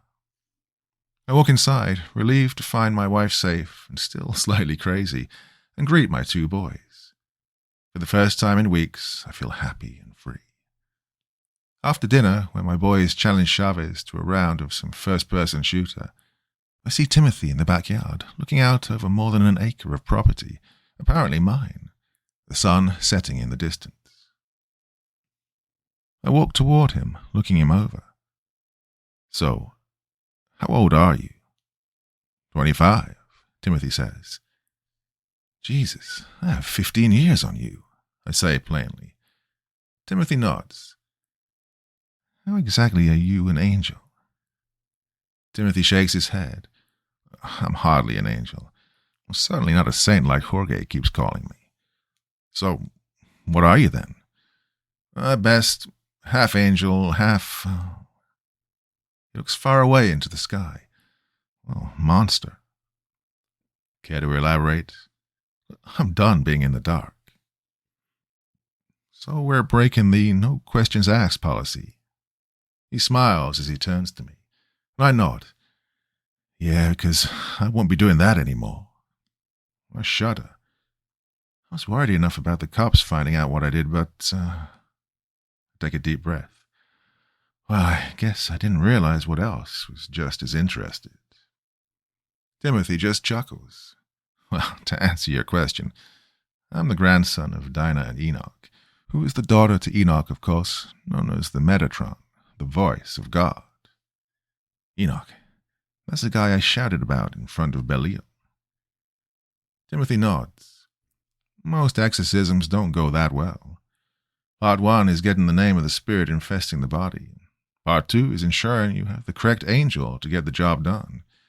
On most possessions, you can invoke Michael, the archangel, and they'll go screaming because Michael's the commander of God's army. Half the time, Michael will actually delegate the task to a lesser angel, but that depends on the individual's faith and resolve. It can drive out most lesser demons. Now, for Belial, we needed bigger guns, but a stronger resolve. That's why we needed you, seeking justice and retribution. Otherwise, you may have died. Timothy frowned to me. That's why I had to make you believe Belial had killed your family. It was hard, I can't lie. I tried to let that not sink in. So, you can't lie at all? As a descendant of Enoch, it's kind of in my blood. I mean, someone who speaks for God has to lack the ability to lie, of course. I try to think of a time when Timothy lied to me, but while he withheld information, he never did lie. My family's souls were safe, that was true, and he didn't even lie about the blood or how long it was there. Also explains why he was shit at haggling. That means you talk to God. The Metatron speaks for God, right? Timothy sighs and shakes his head. My mother was stolen from Dinah when she was a child, stolen by none other than Belial. He corrupted her, filled her with hatred and despair. She had me with let's just say, a mass murderer, a fallen prophet. One of the people who destroyed the temple we had to restore, actually. So, that's the monster have, I ask. Yeah. Timothy places his hands in his pockets. My mother left me alone with my father, so I never learned what she knew. I never even met her. He takes another deep breath. One day I ran away from him, found the entrance to the Guardian Temple. The only thing that comes naturally is my ability to do this, he said with an outstretched hand as a pair of doors appeared in the yard out of nowhere. I look, and inside, now well lit, is the room I was so used to working in but had no desire to visit again. I used its gates to come to this world, joined the military, rose up the ranks, and gained influence. Because I'm going to fight my father. He looks to me. I'm going to stop him and his sister from destroying another world. To do that, I needed a base. I did my best alone, but I needed help to fix the temple up. So you called me. Timothy nods again. Didn't lie about how I heard of you. Everything else is, settled. How did you save my family? I thought they were dead. I saw bodies. Timothy laughs. I got your message. When I did, I realized the mistake I made, that I didn't know where you were or that you had a family. You should thank Chavez. He knew where your address was. From there, I was able to will the gates to open. I just opened them in the basement and found your family there. Well, Sandy's quite the smart woman, by the way. She had soaked towels and sheets and shoved them under the doors, windows, and was doing her best to hide under a soaked blanket. She was shocked to see a pair of doors appear out of nowhere, but she ran in regardless, taking the kids. He sighed. From there I was able to substitute some corpses, and Chavez and I figured out a way for you to defeat Belial. I raise an eyebrow. Why couldn't you defeat him? Timothy's smile weakened as he looked at my new house. I was afraid. He kicks the dirt slightly, frustrated. Belial manipulated my mother, stole her away from my grandmother, nearly gotten his hands on something that could have handed him the world, all because of my miscalculations. Yeah, he's older and more powerful than anything I'm likely ever to face or be. So, it's like you thought in the car. Your guardian angel is kind of a... He grins a bit at me. Well, a pussy. Like I thought? I said, bewildered. Mind reading is a simple trick, if you're part angel, apparently. But why me? Honestly, Timothy said, some amusement in his voice. Belial, at his core, is a follower of Lucifer. Like his master, he's most vulnerable when he thinks he's won the day. So me thinking he'd killed my family, and him tormenting me was him, what, boasting? Timothy nods. Pride always comes before a fall, always. I shake my head. So I get why I helped, but you couldn't call in reinforcements for a thing like Belial? Timothy's smile falls. Fred, I am the reinforcements. I felt my stomach fall a bit. What do you mean? Timothy looks to the temple entrance in front of us. Angels existed on this plane because God needs them to perform his miracles. God, while omnipresent, is also omni-absent. The angels serve his desires, and he directs them from time to time. He looks to me. Think of it as every time God blinks, a few hundred years pass. He can only invoke his will directly from time to time when directly called upon by someone of extremely strong faith. I look to the temple doors again. So, that temple, the Guardian Temple, where God's angels amass to coordinate his will, choose prophets, create miracles, led by the Metatron. I recall the blood I had to clean up. So wait, you mean... They're gone. Murdered by what is, in essence, my aunt and my father. I'm all that's left. I'm trying to rebuild. So for now, we need to lean on the resolve and faith of mortals like you. He smiled at me. Now I don't feel so helpless. I feel like there's a chance, however small. Timothy looks at the open gates with a faraway gaze. We are losing, however. I'm not sure how long it's going to take me to recover and get the upper hand. How long do you need? I ask like I could do anything. 15, maybe 20 years. Which reminds me I need to get back to work. Timothy gives out a sudden whistle. Chavez and I should go. We've caused you enough trouble. Chavez, still? I laugh. What do you need him for? Timothy looks at my house again with a look of serenity as I see Chavez running out towards us with a plate with a slice of cake on it. To show me what I can hopefully become. Yeah, St. Timothy, I'm coming. Also, Mrs. Macchione made you a cake, Chavez shouts. Timothy narrows his eyes. I swear, Chavez, if it's angel food cake. Chavez just smiles broadly at the pun. I groan as Chavez hands over the cake to Timothy, who is also rolling his eyes, and they walk towards the doors. Timothy stops before closing them. If you need me again, you have my number. The doors close and vanish into thin air. Hey, I hope I never see you again, I say out loud as I head into my new house. Epilogue. 10 years later, and I work in restoration. On the weekends, my new crew and I check out churches in need of repair, and free of charge, work on restoring their stonework. We do it as a charity. Nothing but the raw materials are paid for. Usually the priest takes up a collection via the old school plates, or we get it done by a crowdfunding website. My new guy Devon is on the second floor of this church, overlooking the center aisle, checking out a stone pillar in bad shape. Fred, this thing can't be secured. We're going to have to get some temporary supports for the roof and literally rebuild it from the ground up. Knock out the old, bring in a new one, whole 9 yards. The Padre's not going to be happy. Devon shouts down. He can pray for it to be fixed, but unless God sends mason angels, it ain't happening. Ask, and ye shall receive. The priest of the church apparently overheard us, and he walks toward me. Dare I ask? I'm sure that's expensive. I nod. I'll get a quote together for you and see what we can do, Father. He nods, and I'll call my insurance company after I pray to God to help me through the customer support robots.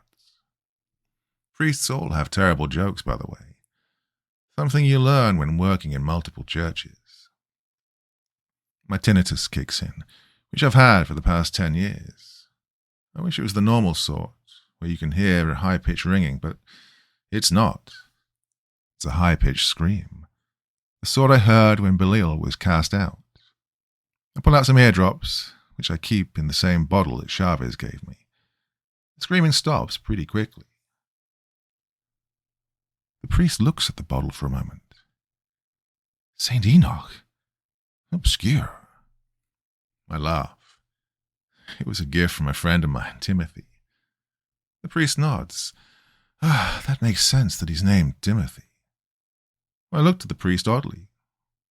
Why does it make sense? The priest smiles at me. Well, my boy, Timothy means follower of God.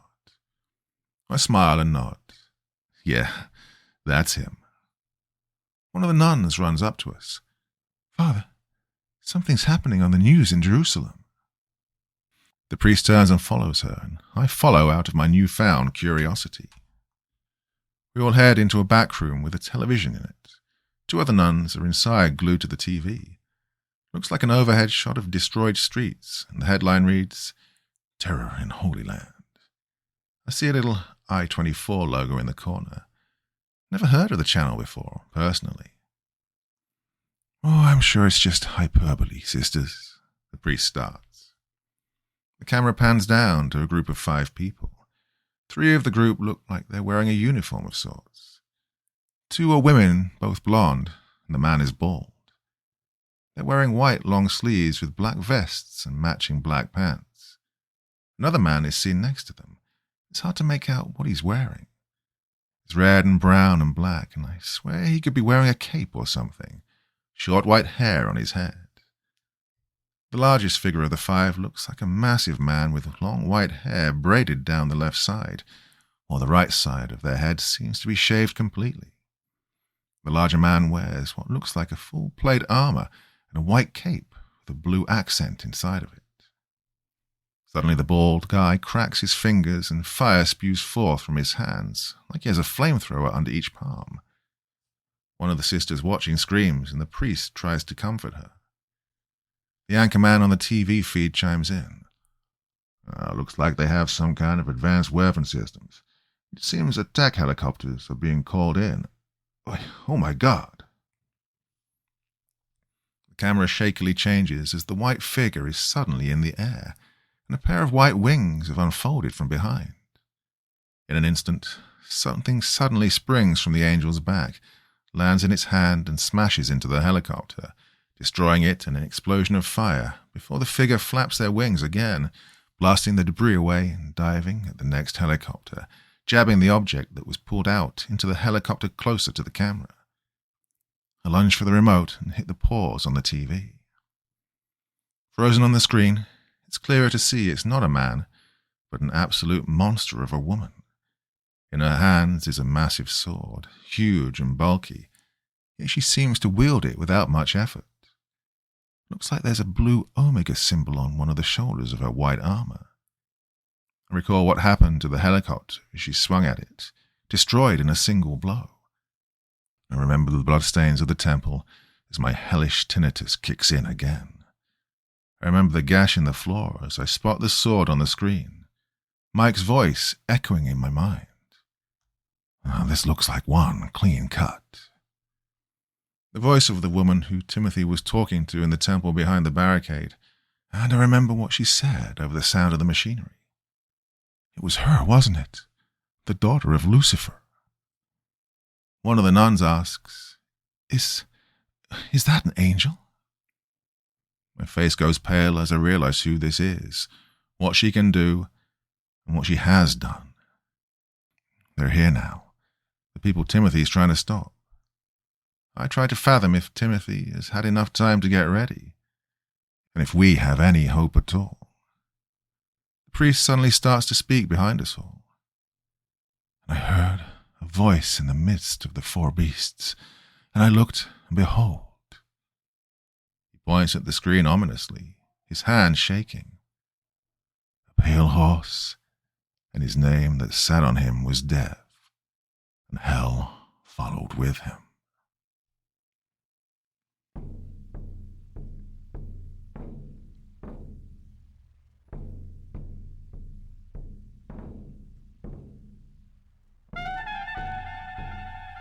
And so once again, we reach the end of tonight's podcast.